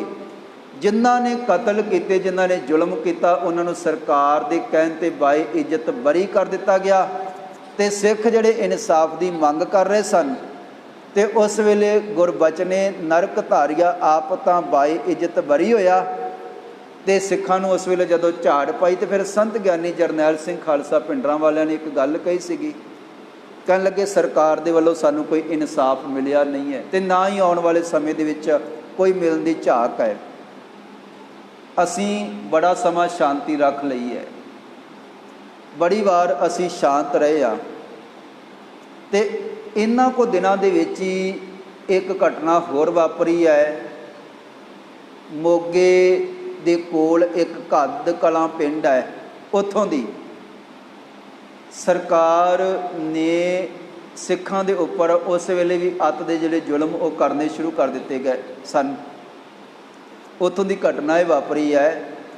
ਇੱਕ ਸਿੱਖ ਹੈ ਅੰਮ੍ਰਿਤਧਾਰੀ, ਉਹਨੂੰ ਪਕੜ ਕੇ ਉਹਦੇ ਬੇਟੇ ਨੂੰ ਤੇ ਉਹਦੀ ਪੁੱਤਰੀ ਨੂੰ ਵੀ ਪਕੜ ਕੇ, ਉੱਥੋਂ ਦਾ ਇੱਕ ਥਾਣੇਦਾਰ ਹੈ ਜਿਹਨੇ ਇਹਨਾਂ ਦੇ ਅੱਤ ਦੇ ਜ਼ੁਲਮ ਕੀਤੇ ਹਨ ਪਹਿਲਾਂ, ਤੇ ਇੰਨੇ ਵੱਡੇ ਜ਼ੁਲਮ ਕੀਤੇ ਕਿ ਉਹਨਾਂ ਨੂੰ ਨਿਰਵਸਤਰ ਕਰਕੇ ਪਿਤਾ ਤੇ ਪੁੱਤਰੀ ਤੇ ਭਰਾ ਤਿੰਨਾਂ ਨੂੰ ਨਿਰਵਸਤਰ ਕਰਕੇ ਤੇ ਉਸ ਵੇਲੇ ਫਿਰ ਪਿਤਾ ਨੂੰ ਇੱਥੋਂ ਤੱਕ ਆਪਣੀ ਪੁੱਤਰੀ ਦੇ ਨਾਲ ਕੋ ਕਰਮ ਕਰਨ ਵਾਸਤੇ ਮਜਬੂਰ ਕੀਤਾ ਥਾਣੇਦਾਰ ਨੇ। ਅੱਤ ਦੇ ਜਦੋਂ ਜ਼ੁਲਮ ਕੀਤੇ, ਤਸੀਹੇ ਦਿੱਤੇ ਗਏ ਤੇ ਉਹ ਸ਼ਹਾਦਤ ਦਾ ਜਾਮ ਪੀ ਗਏ, ਪਿਤਾ ਵੀ, ਪੁੱਤਰੀ ਵੀ ਤੇ ਪੁੱਤਰ ਵੀ। ਇਹ ਜਿਹੜੀ ਗੱਲ ਹੈ ਇਹ ਪਹੁੰਚਾਈ ਗਈ ਪੁਲਿਸ ਤੱਕ, ਸਰਕਾਰ ਤੱਕ, ਪਰ ਕਿਸੇ ਨੇ ਨਾ ਸੁਣੀ। ਆਖਰਕਾਰ ਫਿਰ ਸੰਤ ਗਿਆਨੀ ਜਰਨੈਲ ਸਿੰਘ ਜੀ ਖਾਲਸਾ ਭਿੰਡਰਾਂ ਵਾਲਿਆਂ ਨੇ ਇੱਕ ਹੁਕਮ ਕੀਤਾ, ਕਹਿਣ ਲੱਗੇ ਕਿ ਭਾਈ ਬੜਾ ਚਿਰ ਅਸੀਂ ਸ਼ਾਂਤੀ ਰੱਖ ਕੇ ਵੇਖ ਲਈ ਹੈ। ਉਹ ਕਈ ਵਾਰੀ ਜਦੋਂ ਵਿਚਾਰ ਕਰਦੇ ਸਨ ਇਹ ਗੱਲ, ਕਈ ਵਾਰੀ ਉਹਨਾਂ ਨੇ ਫਿਰ ਬਾਅਦ ਵਿੱਚ ਕਹਿਣੀ ਸ਼ੁਰੂ ਕਰ ਦਿੱਤੀ ਸੀਗੀ ਕਿ ਭਾਈ ਬੜੀ ਵਾਰ ਅਸੀਂ ਮੰਗ ਕਰਕੇ ਦੇਖ ਲਈ, ਬੇਨਤੀ ਕਰਕੇ ਦੇਖ ਲਈ, ਬੜੀ ਵਾਰ ਸ਼ਾਂਤੀ ਰੱਖ ਕੇ ਵੀ ਦੇਖ ਲਈ ਹੈ, ਪਰ ਹੁਣ ਜਿਹੜੀ ਵਾਰ-ਵਾਰ ਸ਼ਾਂਤੀ ਰੱਖਣੀ ਹੈ ਹੁਣ ਸ਼ਾਂਤੀ ਰੱਖੀ ਨਹੀਂ ਜਾਏਗੀ। ਹੁਣ ਸ਼ਾਂਤੀ ਨੂੰ ਵਿਆਹ ਦੇਣਾ ਚਾਹੀਦਾ। ਕਹਿਣ ਤੋਂ ਭਾਵ ਕਿ ਸ਼ਾਂਤੀ ਰੱਖ ਕੇ ਦੇਖ ਲਈ ਹੈ, ਬੇਨਤੀਆਂ ਕਰਕੇ ਦੇਖ ਲਈਆਂ, ਹੁਣ ਬੇਨਤੀਆਂ ਦਾ ਸਮਾਂ ਲੰਘ ਚੁੱਕਾ ਹੈ, ਸਾਨੂੰ ਬੇਨਤੀਆਂ ਕਰ ਕਰਕੇ ਕੋਈ ਹੱਕ ਨਹੀਂ ਮਿਲਿਆ। ਆਖਰਕਾਰ ਉਹ ਜਿਹੜਾ ਥਾਣੇਦਾਰ ਸੀਗਾ ਤੇ ਸੰਤ ਗਿਆਨੀ ਜਰਨੈਲ ਸਿੰਘ ਜੀ ਖਾਲਸਾ ਭਿੰਡਰਾਂ ਵਾਲਿਆਂ ਦੇ ਹੁਕਮ ਦੇ ਵਿੱਚ ਜਿਹਨੇ ਅੱਤ ਦਾ ਜ਼ੁਲਮ ਕੀਤਾ ਸੀਗਾ, ਮੋਗੇ ਦੇ ਕੋਲ ਉਹਨੂੰ ਖਤਮ ਕੀਤਾ ਗਿਆ ਹੈ।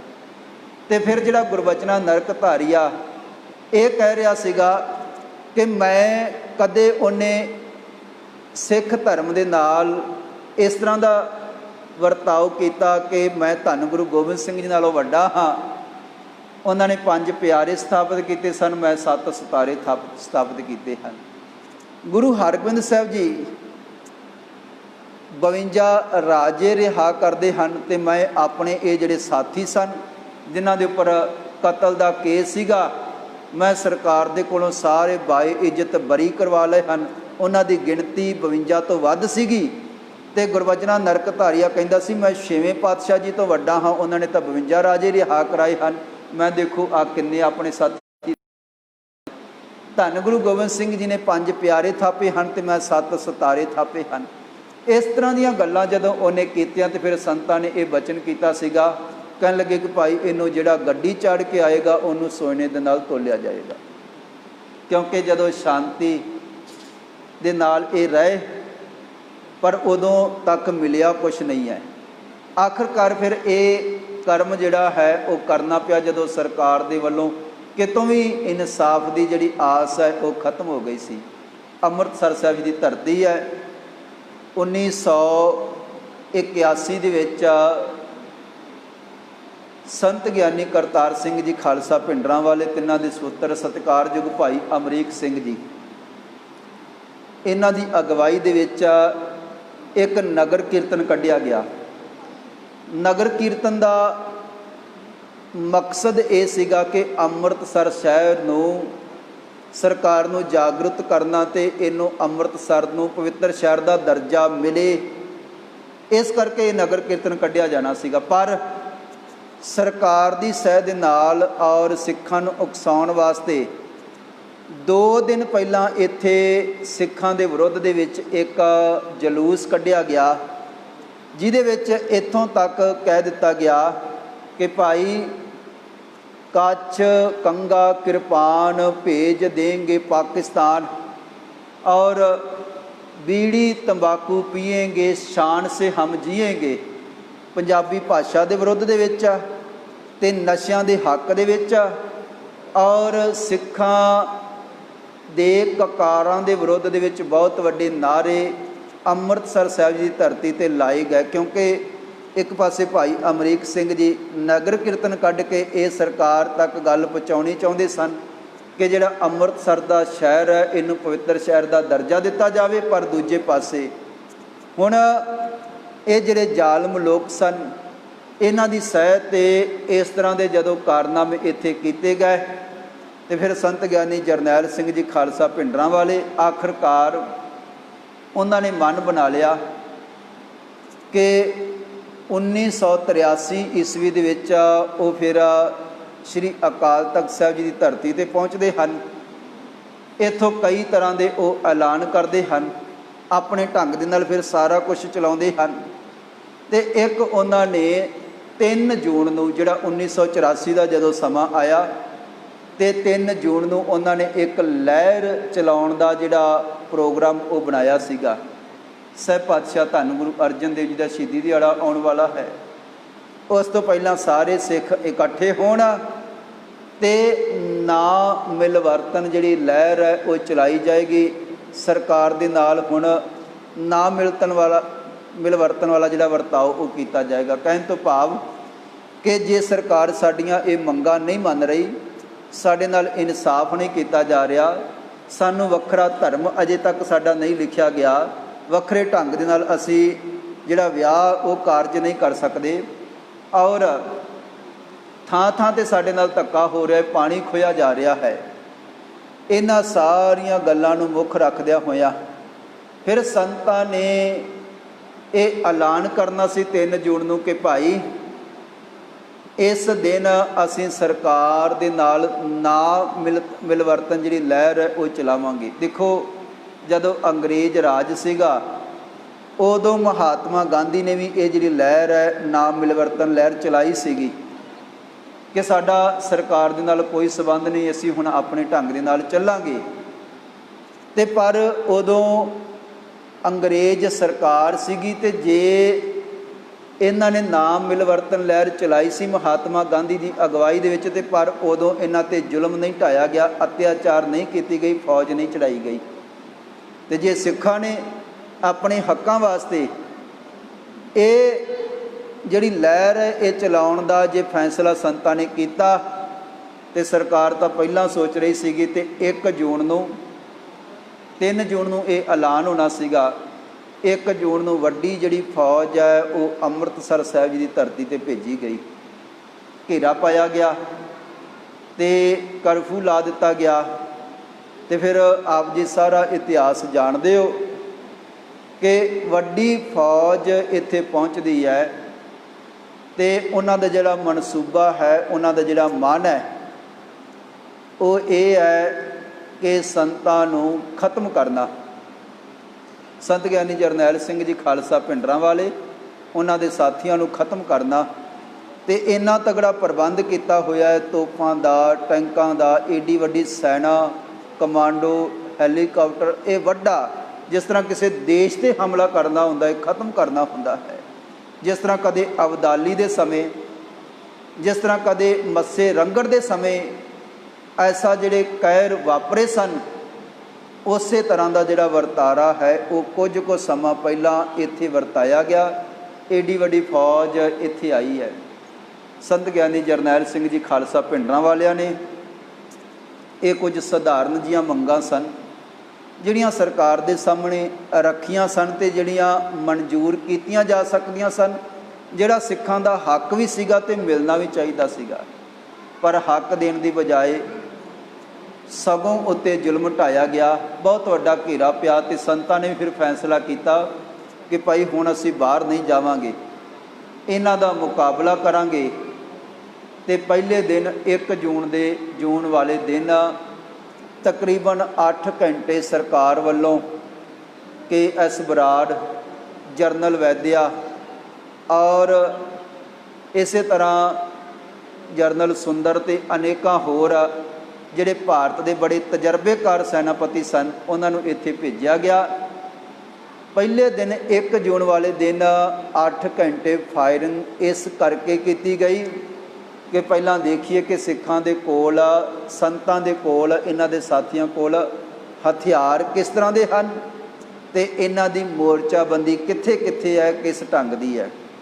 1 ਜੂਨ ਵਾਲੇ ਦਿਨ ਘੇਰਾ ਪਾ ਕਰਕੇ ਕੁਝ ਕੁ ਸਮਾਂ ਪਹਿਲੀ ਵਾਰ ਅੰਮ੍ਰਿਤਸਰ ਸਾਹਿਬ ਦੀ ਧਰਤੀ 'ਤੇ ਗੋਲੀਆਂ ਦੇ ਨਾਲ 8 ਘੰਟੇ ਇਹ ਜਿਹੜੀ ਫਾਇਰਿੰਗ ਕੀਤੀ ਗਈ, ਕੇਵਲ ਇਹ ਦੇਖਣ ਵਾਸਤੇ ਕਿ ਇਹਨਾਂ ਦੇ ਕੋਲ ਤਾਕਤ ਕਿੰਨੀ ਕੁ ਵੱਡੀ ਹੈ। ਅਤੇ ਫਿਰ ਜਰਨਲ ਸ਼ਵੇਕ ਸਿੰਘ ਜੀ, ਜਿਨ੍ਹਾਂ ਨੇ ਪਹਿਲਾਂ ਹੀ ਸੰਤਾਂ ਨੂੰ ਅਤੇ ਸੰਤਾਂ ਦੇ ਸਾਥੀਆਂ ਨੂੰ ਸੁਚੇਤ ਕੀਤਾ ਸੀਗਾ, ਉਸ ਢੰਗ ਦੀ ਮੋਰਚਾਬੰਦੀ ਕੀਤੀ ਸੀਗੀ ਅਤੇ ਇਹ ਵੀ ਸੁਚੇਤ ਕਰ ਦਿੱਤਾ ਸੀਗਾ ਕਿ ਉਹ ਪਰਖਣ ਵਾਸਤੇ ਇਸ ਢੰਗ ਦਾ ਹਮਲਾ ਕਰਨਗੇ, ਪਰ ਤੁਸੀਂ ਕੋਈ ਵੀ ਜਵਾਬੀ ਕਾਰਵਾਈ ਨਹੀਂ ਕਰਨੀ। ਇਹ ਨਹੀਂ ਦੱਸਣਾ ਕਿ ਸਾਡੇ ਸਾਥੀ ਕਿੱਥੇ ਕਿੱਥੇ ਬੈਠੇ ਹੋਏ ਹਨ। ਔਰ ਇਹਨਾਂ ਨੇ 8 ਘੰਟੇ ਫਾਇਰਿੰਗ ਕੀਤੀ, ਪਰ ਸਿੱਖਾਂ ਨੇ ਅੱਗੋਂ, ਸੰਤਾਂ ਨੇ ਅੱਗੋਂ ਕੋਈ ਜਵਾਬ ਨਹੀਂ ਦਿੱਤਾ। ਅਤੇ ਤੀਸਰੇ ਦਿਨ 3 ਜੂਨ ਵਾਲੇ ਦਿਨ ਫਿਰ ਲਗਾਤਾਰ ਜਿਹੜਾ ਹੈ ਹਮਲਾ ਉਹ ਕਰਨਾ ਸ਼ੁਰੂ ਕਰ ਦਿੱਤਾ ਗਿਆ। ਅਤੇ ਦਾਸ ਕਈ ਗੁਰਮੁਖਾਂ ਦੇ ਪਾਸੋਂ ਸੁਣ ਰਿਹਾ ਸੀਗਾ ਕਿ ਬਾਅਦ ਵਿੱਚ ਫਿਰ ਸਰਕਾਰ ਨੇ ਇਹ ਫੈਸਲਾ ਲਿਆ ਕਿ ਅੰਦਰ ਜਾ ਕਰ ਕੇ ਬਹੁਤ ਵੱਡਾ ਹਮਲਾ ਕਰਕੇ ਅਤੇ ਇਹਨਾਂ ਨੂੰ ਖਤਮ ਕੀਤਾ ਜਾਵੇ। ਲੰਗਰ ਵਾਲੇ ਪਾਸਿਓਂ ਅਤੇ ਜਿੱਥੇ ਬਾਬਾ ਦੀਪ ਸਿੰਘ ਜੀ ਦਾ ਅਰਦਾਸ ਵਾਲਾ ਅਸਥਾਨ ਹੈ, ਉੱਧਰਲੇ ਪਾਸਿਓਂ ਇੱਕ ਫਾਇਰਿੰਗ ਹੋਈ।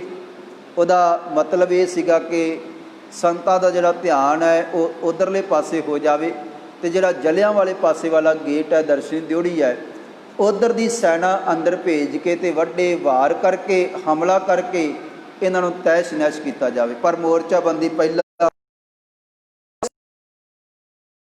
ਸ਼ਵੇਕ ਸਿੰਘ ਜੀ ਨੇ ਕੀਤੀ ਹੈ। ਅਤੇ ਜਦੋਂ ਸਾਹਮਣਿਓਂ ਦੇਖੋ ਹਮਲਾ ਹੁੰਦਾ ਹੈ ਅਤੇ ਪਾਸੇ ਤੋਂ ਜਦੋਂ ਭਾਰਤ ਦੀ ਫੌਜ ਵੱਡੀ ਗਿਣਤੀ 'ਚ ਇੱਕੋ ਦਮ ਅੰਦਰ ਵੜਦੀ ਹੈ, ਉਹਨਾਂ ਨੂੰ ਇਹ ਸੀਗਾ ਕਿ ਇਹਨਾਂ ਦਾ ਧਿਆਨ ਸਾਹਮਣੇ ਹੋਏਗਾ। ਪਰ ਉਸ ਵੇਲੇ ਜਿਹੜੀ ਮੋਰਚਾਬੰਦੀ ਕੀਤੀ ਹੈ, ਥੱਲੇ ਉਸ ਵਿੱਚੋਂ ਜਰਨਲ ਸ਼ਵੇਕ ਸਿੰਘ ਜੀ ਦੀ ਦੀਰਘ ਸੋਚ ਦੇ ਨਾਲ ਐਡਾ ਵੱਡਾ ਹਮਲਾ ਕੀਤਾ ਗਿਆ ਸਰਕਾਰ ਦੇ ਉੱਪਰ, ਫੌਜ ਦੇ ਉੱਪਰ, ਕਿ ਜਿਨ੍ਹਾਂ ਨੂੰ ਐਡੀ ਵੱਡੀ ਆਸ ਨਹੀਂ ਸੀਗੀ, ਅਤੇ ਉਹਨਾਂ ਨੂੰ ਧਰਤੀ 'ਤੇ ਚੰਦ ਕੁ ਮਿੰਟਾਂ ਦੇ ਵਿੱਚ ਡੇਗ ਦਿੱਤਾ ਗਿਆ। ਇੱਕ ਵਾਰੀ ਇਹ ਹੈਰਾਨ ਰਹਿ ਗਏ। ਇਹਨਾਂ ਦੀ ਜਿਹੜੀ ਕੀਤੀ ਹੋਈ ਪਲੈਨਿੰਗ ਸੀਗੀ ਸਾਰੀ ਜਿਹੜੀ ਹੈ ਉਹ ਨਸ਼ਟ ਹੋ ਗਈ ਹੈ ਕਿ ਅਸੀਂ ਇਹਨਾਂ ਦਾ ਧਿਆਨ ਇੱਧਰ ਲਾਵਾਂਗੇ ਅਤੇ ਫੌਜ ਇੱਧਰ ਦੀ ਅੰਦਰ ਵੜੇਗੀ ਅਤੇ ਵੱਡਾ ਹਮਲਾ ਕਰਕੇ ਅਤੇ ਤਹਿਸ਼ ਨਹਿਸ਼ ਕਰ ਦਿੱਤਾ ਜਾਏਗਾ। ਪਰ ਮੋਰਚਾਬੰਦੀ ਸਾਰੇ ਪਾਸੇ ਬੜੀ ਸੋਹਣੀ ਹੋਈ ਹੈ। ਫਿਰ 3 ਜੂਨ ਵਾਲੇ ਦਿਨ ਅਤੇ 4 ਜੂਨ ਵਾਲੇ ਦਿਨ ਫਿਰ ਲਗਾਤਾਰ ਇੱਥੋਂ ਤੱਕ ਕਿ ਟੈਂਕ ਵੀ ਅੰਦਰ ਜਾਣ ਦੀ ਇਜਾਜ਼ਤ ਸਰਕਾਰ ਨੇ ਦਿੱਤੀ ਹੈ। ਅਤੇ ਉਸ ਵੇਲੇ ਫਿਰ ਇੱਕ ਇਤਿਹਾਸ ਦੇ ਜ਼ਿਕਰ ਮਿਲਦਾ ਹੈ ਬਾਬਾ ਮੋਹਰ ਸਿੰਘ ਜੀ, ਜਿਹੜਾ ਹਿੰਦੂ ਧਰਮ ਦੇ ਵਿੱਚੋਂ ਸੀਗਾ ਅਤੇ ਅੰਮ੍ਰਿਤ ਛਕ ਕੇ ਸਿੰਘ ਸੱਜਿਆ ਹੈ। ਇਹਦੀ ਇੱਕ ਘਰਵਾਲੀ ਹੈ, 2 ਬੱਚੀਆਂ ਸਨ, ਅਤੇ 2 ਬੱਚੀਆਂ ਭਾਵੇਂ ਪਰਿਵਾਰ ਹਿੰਦੂ ਧਰਮ ਦੇ ਵਿੱਚੋਂ ਆਇਆ ਹੈ, ਸੰਤਾਂ ਦੀ ਪ੍ਰੇਰਨਾ ਦੇ ਨਾਲ ਬਹੁਤ ਵੱਡਾ ਪਿਆਰ ਹੈ, ਪਰ ਜਦੋਂ ਦੇਖਿਆ ਹੈ ਕਿ ਐਡਾ ਵੱਡਾ ਜ਼ੁਲਮ ਹੋ ਰਿਹਾ ਹੈ, ਇਹਨਾਂ ਨੇ ਫੈਸਲਾ ਕਰ ਲਿਆ ਕਿ ਅਸੀਂ ਵੀ ਉਮਰ ਭਾਵੇਂ ਸਾਡੀ ਬੱਚੀਆਂ ਦੀ, ਸਾਡੀ ਨਾਲ ਘਰਵਾਲੀ ਹੈ ਅਤੇ ਨਾਲ ਆਪ, ਅਸੀਂ ਵੀ ਸੰਤਾਂ ਦਾ ਸਾਥ ਦੇਵਾਂਗੇ ਅਤੇ ਇਹਨਾਂ ਦਾ ਡਟ ਕੇ ਮੁਕਾਬਲਾ ਕਰਾਂਗੇ। ਜਦੋਂ ਅੰਦਰ ਗੱਡੀਆਂ ਅਤੇ ਜਾਂ ਟੈਂਕ ਦਾਖਲ ਹੋਏ ਅਤੇ ਜ਼ਿਕਰ ਮਿਲਦਾ ਹੈ ਕਿ ਭਾਈ ਉਸ ਵੇਲੇ ਇਹ ਭਾਈ ਮੋਹਰ ਸਿੰਘ ਜੀ, ਇਹਦੀ ਪਤਨੀ ਨੇ ਔਰ ਇਹਨਾਂ ਦੀਆਂ 2 ਬੱਚੀਆਂ, ਜਿਹਦਾ ਇੱਕ ਦਾ ਨਾਮ ਸਤਨਾਮ ਕੌਰ ਹੈ, ਇੱਕ ਦਾ ਨਾਮ ਵਾਹਿਗੁਰੂ ਕੌਰ ਹੈ। ਹਿੰਦੂ ਪਰਿਵਾਰ ਦਾ ਇਹ ਪਰਿਵਾਰ ਹੈ, ਪਰ ਆਪਣੇ ਸਰੀਰ ਦੇ ਨਾਲ ਇਹਨਾਂ ਨੇ ਬਰੂਦ ਬੰਨ੍ਹ ਕੇ ਭਾਰਤ ਸਰਕਾਰ ਦਾ ਕੀਤੇ ਹੋਏ ਜ਼ੁਲਮ ਦੇ ਅਨੁਸਾਰ ਜਿਹੜੀ ਅੰਦਰ ਫੌਜ ਦਾਖਲ ਹੋ ਰਹੀ ਸੀ, ਉਹਨਾਂ ਦੇ ਟੈਂਕਾਂ ਦੇ ਉੱਪਰ, ਉਹਨਾਂ ਦੀ ਗੱਡੀਆਂ ਦੇ ਉੱਪਰ ਇਹਨਾਂ ਨੇ ਛਾਲ ਮਾਰ ਕੇ ਉਹਨਾਂ ਨੂੰ ਵੀ ਨਸ਼ਟ ਕੀਤਾ ਅਤੇ ਆਪ ਵੀ ਸ਼ਹਾਦਤ ਦਾ ਜਾਮ ਪੀਤਾ। ਅਤੇ ਸੰਤ ਗਿਆਨੀ ਜਰਨੈਲ ਸਿੰਘ ਜੀ ਖਾਲਸਾ ਭਿੰਡਰਾਂ ਵਾਲੇ ਲਗਾਤਾਰ ਅੰਦਰ ਪਹਿਲਾਂ ਮੁਕਾਬਲਾ ਹੁੰਦਾ ਰਿਹਾ, ਪਰ ਬਾਅਦ ਵਿੱਚ ਜਦੋਂ ਟੈਂਕ ਤੇ ਤੋਪਾਂ ਨੂੰ ਵੀ ਅੰਦਰ ਪ੍ਰਵੇਸ਼ ਕੀਤਾ ਗਿਆ ਤੇ ਸ੍ਰੀ ਅਕਾਲ ਤਖਤ ਸਾਹਿਬ ਜੀ ਦੀ ਜਿਹੜੀ ਇਮਾਰਤ ਹੈ ਉਹਦੇ ਉੱਪਰ ਬਹੁਤ ਵੱਡਾ ਹਮਲਾ ਕੀਤਾ ਗਿਆ। ਇੱਥੋਂ ਤੱਕ ਕਿ 6 ਜੂਨ ਵਾਲੇ ਦਿਨ, ਅੱਜ ਵਾਲੇ ਦਿਨ ਤੱਕ ਰਾਤ ਵੇਲੇ ਸ੍ਰੀ ਅਕਾਲ ਤਖਤ ਸਾਹਿਬ ਜੀ ਦੀ ਜਿਹੜੀ 3 ਹਿੱਸੇ ਜਿਹੜੀ ਬਿਲਡਿੰਗ ਹੈ ਉਹ ਢਹਿ ਚੁੱਕੀ ਹੈ। ਥੋੜ੍ਹੀ ਕੁ ਬਿਲਡਿੰਗ ਬਚੀ ਹੋਈ ਹੈ। ਸੰਤ ਗਿਆਨੀ ਜਰਨੈਲ ਸਿੰਘ ਜੀ ਖਾਲਸਾ ਭਿੰਡਰਾਂ ਵਾਲੇ, ਭਾਈ ਅਮਰੀਕ ਸਿੰਘ ਜੀ, ਜਰਨਲ ਸ਼ਵੇਗ ਸਿੰਘ ਜੀ ਔਰ ਬੇਅੰਤ ਗੁਰੂ ਕੇ ਪਿਆਰੇ ਹੋਰ ਨਾਲ ਸਨ। ਤੇ ਜ਼ਿਕਰ ਮਿਲਦਾ ਹੈ ਕਿ ਉਸ ਵੇਲੇ ਫਿਰ ਜਦੋਂ ਸੁਬਾਹ 6 ਜੂਨ ਵਾਲਾ ਦਿਨ ਸੀਗਾ, 6 ਜੂਨ ਵਾਲੇ ਦਿਨ ਤਕਰੀਬਨ ਵੱਖਰੇ ਵੱਖਰੇ ਜਿਹੜੇ ਉਸ ਵੇਲੇ ਦੇ ਚਸ਼ਮਦੀਨ ਗਵਾਹ ਹੈ ਉਹਨਾਂ ਦਾ ਆਪਣਾ ਆਪਣਾ ਨਜ਼ਰੀਆ ਹੈ ਕਿ ਅੱਜ ਵਾਲੇ ਦਿਨ ਤਕਰੀਬਨ ਸਵੇਰੇ 9:30 ਵਜੇ ਦਾ ਸਮਾਂ ਸੀਗਾ ਤੇ ਜਦੋਂ ਸਾਹਮਣੇ ਟੈਂਕ ਤੇ ਤੋਪਾਂ ਦੇ ਨਾਲ ਹਮਲਾ ਜਿਹੜਾ ਹੈ ਉਹ ਕੀਤਾ ਜਾ ਰਿਹਾ ਸੀਗਾ ਤੇ ਸੰਤ ਗਿਆਨੀ ਜਰਨੈਲ ਸਿੰਘ ਜੀ ਖਾਲਸਾ ਭਿੰਡਰਾਂ ਵਾਲੇ ਉਸ ਵੇਲੇ ਤੱਕ ਮੌਜੂਦ ਸਨ ਤੇ ਜਰਨਲ ਸ਼ਵੇਗ ਸਿੰਘ ਜੀ ਕੁਝ ਸਮਾਂ ਪਹਿਲਾਂ ਵੱਖਰੇ ਵੱਖਰੇ ਮੋਰਚਿਆਂ ਦੇ ਵਿੱਚ ਜਾ ਕੇ ਪ੍ਰੇਰਨਾ ਦੇ ਰਹੇ ਸਨ। ਬਰੂਦ ਲੱਗਣ ਕਰਕੇ ਉਹ ਸ਼ਹਾਦਤ ਦਾ ਜਾਮ ਪੀ ਗਏ ਤੇ ਕੁਝ ਕੁ ਸਮਾਂ ਪਹਿਲਾਂ ਭਾਈ ਅਮਰੀਕ ਸਿੰਘ ਜੀ ਵੀ, ਜਿੱਥੇ 2 ਨਿਸ਼ਾਨ ਸਾਹਿਬ ਸ੍ਰੀ ਅਕਾਲ ਤਖਤ ਸਾਹਿਬ ਜੀ ਦੇ ਸਾਹਮਣੇ ਹਨ, ਉਹ ਵੀ 6 ਜੂਨ ਨੂੰ ਸਵੇਰ ਨੂੰ ਬਾਹਰ ਜਾ ਕੇ ਦੁਸ਼ਮਣਾਂ ਦਾ ਮੁਕਾਬਲਾ ਕਰਦੇ ਹੋਏ ਉਹ ਵੀ ਸ਼ਹਾਦਤ ਦਾ ਜਾਮ ਪੀ ਗਏ ਸਨ। ਤੇ ਬਾਅਦ ਵਿੱਚ ਫਿਰ ਸੰਤ ਗਿਆਨੀ ਜਰਨੈਲ ਸਿੰਘ ਜੀ ਖਾਲਸਾ ਭਿੰਡਰਾਂ ਵਾਲੇ ਉੱਥੇ ਬੈਠੇ ਹੋਏ ਸਨ ਤੇ ਕੁਝ ਕੁ ਸਿੱਖਾਂ ਨੇ ਬੇਨਤੀ ਕੀਤੀ, ਰਲ ਕੇ ਕਹਿਣ ਲੱਗੇ, ਹੇ ਸੰਤ ਜੀ, ਜਿਸ ਤਰ੍ਹਾਂ ਕਦੇ ਗੁਰੂ ਗੋਬਿੰਦ ਸਿੰਘ ਜੀ ਨੂੰ ਸਿੱਖਾਂ ਨੇ ਬੇਨਤੀ ਕੀਤੀ ਸੀਗੀ ਕਿ ਸਤਿਗੁਰੂ ਜੀ ਤੁਸੀਂ ਕਿਲ੍ਹਾ ਛੱਡ ਜਾਵੋ, ਉਸੇ ਤਰ੍ਹਾਂ ਸਾਡਾ ਵੀ ਆਪ ਜੀ ਦੇ ਚਰਨਾਂ ਦੇ ਵਿੱਚ ਇੱਕ ਵਿਚਾਰ ਹੈ, ਇੱਕ ਬੇਨਤੀ ਹੈ ਕਿ ਤੁਸੀਂ ਇੱਥੋਂ ਛੱਡ ਕੇ ਨਿਕਲ ਜਾਓ। ਪਰ ਸੰਤ ਗਿਆਨੀ ਜਰਨੈਲ ਸਿੰਘ ਜੀ ਨੇ ਬਚਨ ਕੀਤਾ ਸੀਗਾ ਕਿ ਜਦੋਂ ਤੱਕ ਅਸੀਂ ਸ੍ਰੀ ਅਕਾਲ ਤਖਤ ਸਾਹਿਬ ਤੇ ਇੱਥੇ ਸਰਕਾਰ ਦੇ ਨਾਲ ਲੜਾਂਗੇ, ਫੌਜ ਦੇ ਨਾਲ ਲੜਾਂਗੇ, ਪਰ ਆਪਣਾ ਜਿਹੜਾ ਸਰੀਰ ਹੈ ਉਹ ਬਚਾ ਕੇ ਪਿਛਾਂਹ ਨਹੀਂ ਹਟਾਂਗੇ, ਅਖੀਰਲੇ ਸਵਾਸ ਤੱਕ ਲੜਾਂਗੇ। ਸੰਤਾਂ ਨੇ ਇੱਛਾ ਜ਼ਾਹਰ ਕੀਤੀ, ਕਹਿਣ ਲੱਗੇ, ਨਹੀਂ ਭਾਈ, ਅਸੀਂ ਅਰਦਾਸ ਕੀਤੀ ਹੈ, ਹੁਣ ਅਸੀਂ ਪਿੱਛੇ ਨਹੀਂ ਹਟਾਂਗੇ। ਤੇ ਉਹਨਾਂ ਨੇ ਬਚਨ ਕੀਤਾ, ਕਹਿਣ ਲੱਗੇ, ਇਸ ਤੋਂ ਪਹਿਲਾਂ ਕਿ ਸ੍ਰੀ ਅਕਾਲ ਤਖਤ ਸਾਹਿਬ ਜੀ ਦੀ ਇਮਾਰਤ ਜਿਹੜੀ ਕੁਛ ਬਚੀ ਹੋਈ ਹੈ ਇਹਦੇ ਉੱਪਰ ਫਿਰ ਗੋਲਾ ਲੱਗੇ ਤੇ ਇਹ ਕੋਈ ਕੰਧ ਸਾਡੇ ਉੱਪਰ ਡਿੱਗੇ ਤੇ ਅਸੀਂ ਜ਼ਖਮੀ ਹੋਈਏ ਜਾਂ ਇੱਥੇ ਸ਼ਹਾਦਤ ਦਾ ਜਾਮ ਪੀ ਜਾਈਏ, ਇਸ ਤੋਂ ਚੰਗਾ ਹੈ ਬਾਹਰ ਜਾ ਕਰਕੇ ਜਿਸ ਤਰ੍ਹਾਂ ਵੀ ਸਾਡੇ ਹੋਏ ਇਹ ਹਥਿਆਰ ਹੈ ਇਹਨਾਂ ਦੇ ਨਾਲ ਮੁਕਾਬਲਾ ਕਰਕੇ ਅਸੀਂ ਸ਼ਹਾਦਤ ਦਾ ਜਾਮ ਪੀਵਾਂਗੇ। ਸੰਤ ਗਿਆਨੀ ਜਰਨੈਲ ਸਿੰਘ ਜੀ ਖਾਲਸਾ ਭਿੰਡਰਾਂ ਵਾਲੇ ਵੀ ਅੱਜ ਵਾਲੇ ਦਿਨ ਸੁਬਾਹ ਬਾਹਰ ਆ ਕੇ ਜਿੱਥੇ ਸ੍ਰੀ ਅਕਾਲ ਤਖਤ ਸਾਹਿਬ ਜੀ ਦੇ ਸਾਹਮਣੇ 2 ਨਿਸ਼ਾਨ ਸਾਹਿਬ ਹਨ, ਉੱਥੇ ਆ ਕੇ ਕੁਝ ਕੁ ਸਾਥੀ ਨਾਲ ਹਨ, ਜ਼ੋਰਦਾਰ ਹਮਲਾ ਇਹਨਾਂ ਨੇ ਅੱਗੋਂ ਸੈਨਾ ਦੇ ਉੱਪਰ ਕੀਤਾ ਹੈ ਤੇ ਬਾਅਦ ਵਿੱਚ ਇਹਨਾਂ ਦੇ ਉੱਪਰ ਵੱਡਾ ਹਮਲਾ ਹੋਇਆ ਤੇ ਸ਼ਹਾਦਤ ਦਾ ਜਾਮ ਸ੍ਰੀ ਅੰਮ੍ਰਿਤਸਰ ਸਾਹਿਬ ਜੀ ਦੀ ਧਰਤੀ ਤੇ ਸ੍ਰੀ ਅਕਾਲ ਤਖਤ ਸਾਹਿਬ ਜੀ ਦੀ ਇਮਾਰਤ ਦੇ ਬਿਲਕੁਲ ਸਾਹਮਣੇ ਸੰਤਾਂ ਨੇ ਵੀ ਅੱਜ ਵਾਲੇ ਦਿਨ ਜਿਹੜਾ ਸ਼ਹਾਦਤ ਦਾ ਜਾਮ ਪੀਤਾ। ਅਸਲ ਦੇ ਵਿੱਚ ਇਹ ਜਿਹੜੀ ਲੜਾਈ ਸੀਗੀ ਇਹ ਹੱਕਾਂ ਵਾਸਤੇ ਸੀਗੀ। ਜਦੋਂ ਆਪਾਂ ਸਾਰਾ ਇਸ ਵਾਕੇ ਦਾ ਅਧਿਐਨ ਕਰਦੇ ਹਾਂ, ਦੇਖੋ ਕਾਰਨ ਇਹ ਸੀਗਾ, ਸਿੱਖ ਆਪਣੀਆਂ ਮੰਗਾਂ ਨੂੰ ਲੈ ਕੇ ਵਾਰ-ਵਾਰ ਸਰਕਾਰ ਦੇ ਸਾਹਮਣੇ ਇਹ ਖੜ ਰਹੇ ਸਨ ਕਿ ਭਾਈ ਆਹ ਕੁਛ ਜਿਹੜੀਆਂ ਸਾਡੀਆਂ ਬਣਦੀਆਂ ਹੋਈਆਂ ਮੰਗਾਂ ਹਨ ਇਹ ਪੂਰੀਆਂ ਕੀਤੀਆਂ ਜਾਣ, ਪਰ ਮੰਗਾਂ ਮੰਨੀਆਂ ਨਹੀਂ ਗਈਆਂ ਤੇ ਸਗੋਂ ਉੱਪਰ ਅਟੈਕ ਕੀਤਾ ਗਿਆ ਹੈ। ਅੱਜ ਤੱਕ ਵੀ ਸੰਵਿਧਾਨ ਦੇ ਵਿੱਚ ਸਿੱਖ ਜਿਹੜਾ ਹੈ ਉਹ ਵੱਖਰੀ ਕੌਮ ਹੈ। ਅੱਜ ਤੱਕ ਵੀ ਇਹ ਜਿਹੜੀ ਗੱਲ ਹੈ ਉਹ ਅਸੀਂ ਦਰਜ ਨਹੀਂ ਕਰਵਾ ਸਕੇ। ਅੱਜ ਤੱਕ ਵੀ ਸਾਡੀ ਇਹ ਜਿਹੜੀ ਗੱਲ ਹੈ ਮੰਨੀ ਨਹੀਂ ਗਈ। ਅੱਜ ਤੱਕ ਵੀ ਜਿਹੜਾ ਪਵਿੱਤਰ ਸ਼ਹਿਰ ਦਾ ਦਰਜਾ ਹੈ ਜਾਂ ਬੜੀਆਂ ਹੋਰ ਜਿਹੜੀਆਂ ਸਾਡੀਆਂ ਉਸ ਵੇਲੇ ਦੀਆਂ ਮੰਗਾਂ ਸਨ, ਪਾਣੀ ਦੀ ਗੱਲ ਹੈ ਅੱਜ ਵੀ ਚੱਲ ਰਹੀ ਹੈ, ਰਾਜਨੀਤੀ ਹੋ ਰਹੀ ਹੈ, ਇਹ ਬੜੀਆਂ ਉਸ ਵੇਲੇ ਦੀਆਂ ਮੰਗਾਂ ਸਨ ਜਿੱਥੇ ਸਾਡਾ ਹੱਕ ਸੀਗਾ। ਹੱਕ ਦੇਣ ਦੀ ਬਜਾਏ ਸਗੋਂ ਉੱਪਰ ਜ਼ੁਲਮ ਕਰਕੇ ਤੇ ਐਡਾ ਵੱਡਾ ਜਿਹੜਾ ਕਾਰਨਾਮਾ ਉਹ ਕੀਤਾ ਗਿਆ। ਇਹਨੂੰ ਸਿੱਖ ਘੱਲੂਘਾਰੇ ਦੇ ਨਾਮ 'ਤੇ ਯਾਦ ਕਰਦੇ ਹਨ। ਘੱਲੂਘਾਰੇ ਤੋਂ ਭਾਵ ਹੁੰਦਾ ਹੈ ਨਸਲਕੁਸ਼ੀ ਕਰਨੀ, ਨਸਲਕੁਸ਼ੀ ਖਤਮ ਕਰ ਦੇਣਾ ਬਿਲਕੁਲ। ਕੇਵਲ ਸ਼੍ਰੀ ਹਰਿਮੰਦਰ ਸਾਹਿਬ ਜੀ ਧਰਤੀ ਹੀ ਨਹੀਂ, ਅਕਾਲ ਤਖਤ ਸਾਹਿਬ ਜੀ ਦੀ ਧਰਤੀ ਹੀ ਨਹੀਂ, 40 ਹੋਰ ਜਿਹੜੇ ਗੁਰੂ ਧਾਮ ਸਨ ਪੰਜਾਬ ਦੇ, ਉਹਨਾਂ ਨੂੰ ਵੀ ਨਿਸ਼ਾਨਾ ਬਣਾਇਆ ਗਿਆ, ਉਹਨਾਂ ਦਾ ਵੀ ਨੁਕਸਾਨ ਕੀਤਾ ਗਿਆ। ਸੋ ਅੱਜ ਦਾ ਜਿਹੜਾ ਦਿਨ ਹੈ ਵੱਡਾ ਸਿੱਖ ਧਰਮ ਵਾਸਤੇ ਬਹੁਤ ਵੱਡੇ ਇਹਦੇ ਮਾਇਨੇ ਹਨ। ਸਤਿਗੁਰੂ ਜੀ ਰਹਿਮਤ ਕਰਨ, ਕਿਰਪਾ ਕਰਨ, ਸਾਨੂੰ ਸਭਨਾਂ ਨੂੰ ਸਮੱਤ ਬਖਸ਼ਿਸ਼ ਕਰਨ, ਆਪਸ ਦੇ ਵਿੱਚ ਰਲ ਕੇ ਚੜ੍ਹਦੀ ਕਲਾ ਦੇ ਨਾਲ ਰਲ ਮਿਲ ਕੇ ਜੇ ਚੱਲੀਏ ਤਾਂ ਫਿਰ ਸਾਰਾ ਕੁਛ ਪ੍ਰਾਪਤ ਵੀ ਹੋ ਸਕਦਾ ਹੈ। ਦਾਸ ਨੇ ਪਿਛਲੇ ਦਿਨਾਂ ਦੇ ਵਿੱਚ ਕਈ ਵਾਰ ਬੇਨਤੀ ਕੀਤੀ ਹੈ ਕਿ ਜਦੋਂ ਸਿੱਖ ਗਦਾਰੀਆਂ ਛੱਡ ਕੇ ਜਾਂ ਲਾਲਚ ਛੱਡ ਕੇ ਤੇ ਚੰਗੀ ਸੋਚ ਲੈ ਕਰਕੇ ਇਕੱਤਰ ਹੋਏ ਹਨ, ਜਦੋਂ ਭਾਵੇਂ ਉਹ ਬੰਦਾ ਸਿੰਘ ਬਹਾਦਰ ਦਾ ਸਮਾਂ ਹੋਵੇ, ਭਾਵੇਂ ਮਹਾਰਾਜਾ ਰਣਜੀਤ ਸਿੰਘ ਦਾ ਸਮਾਂ ਹੋਵੇ, ਉਦੋਂ ਰਾਜ ਭਾਗ ਆਇਆ ਹੈ। ਤੇ ਜਦੋਂ ਆਪਸ ਦੇ ਵਿੱਚ ਵੰਡੇ ਗਏ, ਫੁੱਟ ਪੈ ਗਈ, ਗਦਾਰ ਹੋ ਗਏ, ਖਰੀਦੇ ਗਏ, ਜਾਂ ਇੰਝ ਕਹਿ ਲਓ ਕਿ ਆਪਣੇ ਆਪਣੇ ਅਹੁਦਿਆਂ ਦੇ ਪਿੱਛੇ ਪੈ ਗਏ, ਉਦੋਂ ਫਿਰ ਜਦੋਂ ਇਸ ਤਰ੍ਹਾਂ ਦਾ ਸਮਾਂ ਆਇਆ ਹੈ ਤੇ ਉਦੋਂ ਕਈ ਵਾਰੀ ਫਿਰ ਬਣੇ ਹੋਏ ਜਿਹੜੇ ਰਾਜ ਭਾਗ ਸਨ ਉਹ ਵੀ ਚਲੇ ਗਏ। ਜਦੋਂ ਚੰਗੀ ਸੋਚ ਲੈ ਕੇ ਇਕੱਠੇ ਹੋਏ ਉਦੋਂ ਰਾਜ ਭਾਗ ਬਣੇ, ਤੇ ਜਦੋਂ ਫਿਰ ਮਨਾਂ ਦੇ ਵਿੱਚ ਲਾਲਚ ਆ ਗਏ ਤਾਂ ਉਦੋਂ ਬਣੇ ਹੋਏ ਰਾਜ ਭਾਗ ਵੀ ਜਿਹੜੇ ਉਹ ਨਹੀਂ ਰਹੇ, ਉਹ ਵੀ ਜਾਂਦੇ ਰਹੇ।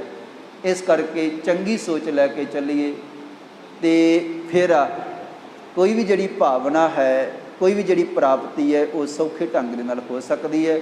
ਆਪ ਸਮੂਹ ਸੰਗਤਾਂ ਦਾ ਬਹੁਤ ਬਹੁਤ ਧੰਨਵਾਦ। ਸਹਿ ਪਾਤਸ਼ਾਹ ਧੰਨ ਗੁਰੂ ਹਰਗੋਬਿੰਦ ਸਾਹਿਬ ਜੀ ਦੇ ਪ੍ਰਕਾਸ਼ ਪੁਰਬ ਦੀਆਂ ਕੋਟਾਨ ਕੋਟ ਵਧਾਈਆਂ। ਔਰ ਅੱਜ ਦੇ ਦਿਨ ਮਹਾਨ ਸ਼ਹੀਦ ਜਿਨ੍ਹਾਂ ਨੇ ਸ਼ਹਾਦਤਾਂ ਦਾ ਜਾਮ ਪੀਤਾ, ਉਹਨਾਂ ਦੀ ਐਸੀ ਕੁਰਬਾਨੀ ਨੂੰ ਕੋਟਾਨ ਕੋਟ ਵਾਰੀ ਪ੍ਰਣਾਮ ਹੈ। ਕੁਰਬਾਨ ਹਾਂ, ਸਦਕੇ ਹਾਂ, ਜਿਨ੍ਹਾਂ ਨੇ ਕੌਮ ਵਾਸਤੇ, ਦੇਸ਼ ਵਾਸਤੇ, ਹੱਕ ਵਾਸਤੇ, ਸੱਚ ਵਾਸਤੇ ਕੁਰਬਾਨੀ ਕੀਤੀ ਹੈ। ਹੋਈਆਂ ਭੁੱਲਾਂ ਦੀ ਖਿਮਾ। ਅਖੀਰ ਦੇ ਵਿੱਚ ਸਾਰੀ ਸੰਗਤ ਫਤਿਹ ਬੁਲਾਵੋ ਜੀ। ਵਾਹਿਗੁਰੂ ਜੀ ਕਾ ਖਾਲਸਾ, ਵਾਹਿਗੁਰੂ ਜੀ ਕੀ ਫਤਿਹ। ਵਾਹਿਗੁਰੂ ਵਾਹਿਗੁਰੂ ਵਾਹਿਗੁਰੂ।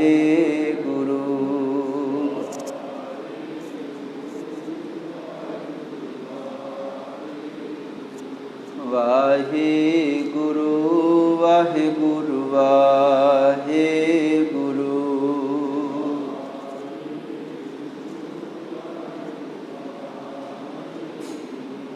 ਵਾਹਿਗੁਰੂ ਵਾਹਿਗੁਰੂ ਵਾਹਿਗੁਰੂ।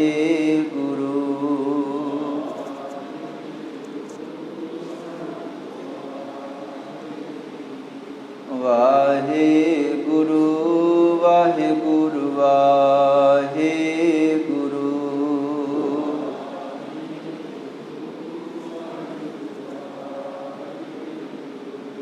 ਵਾਹਿਗੁਰੂ ਵਾਹਿਗੁਰੂ ਵਾਹਿਗੁਰੂ।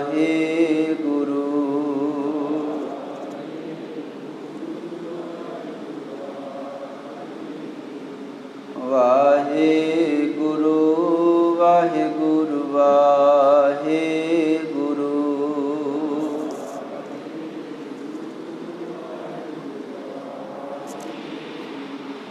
ਵਾਹਿਗੁਰੂ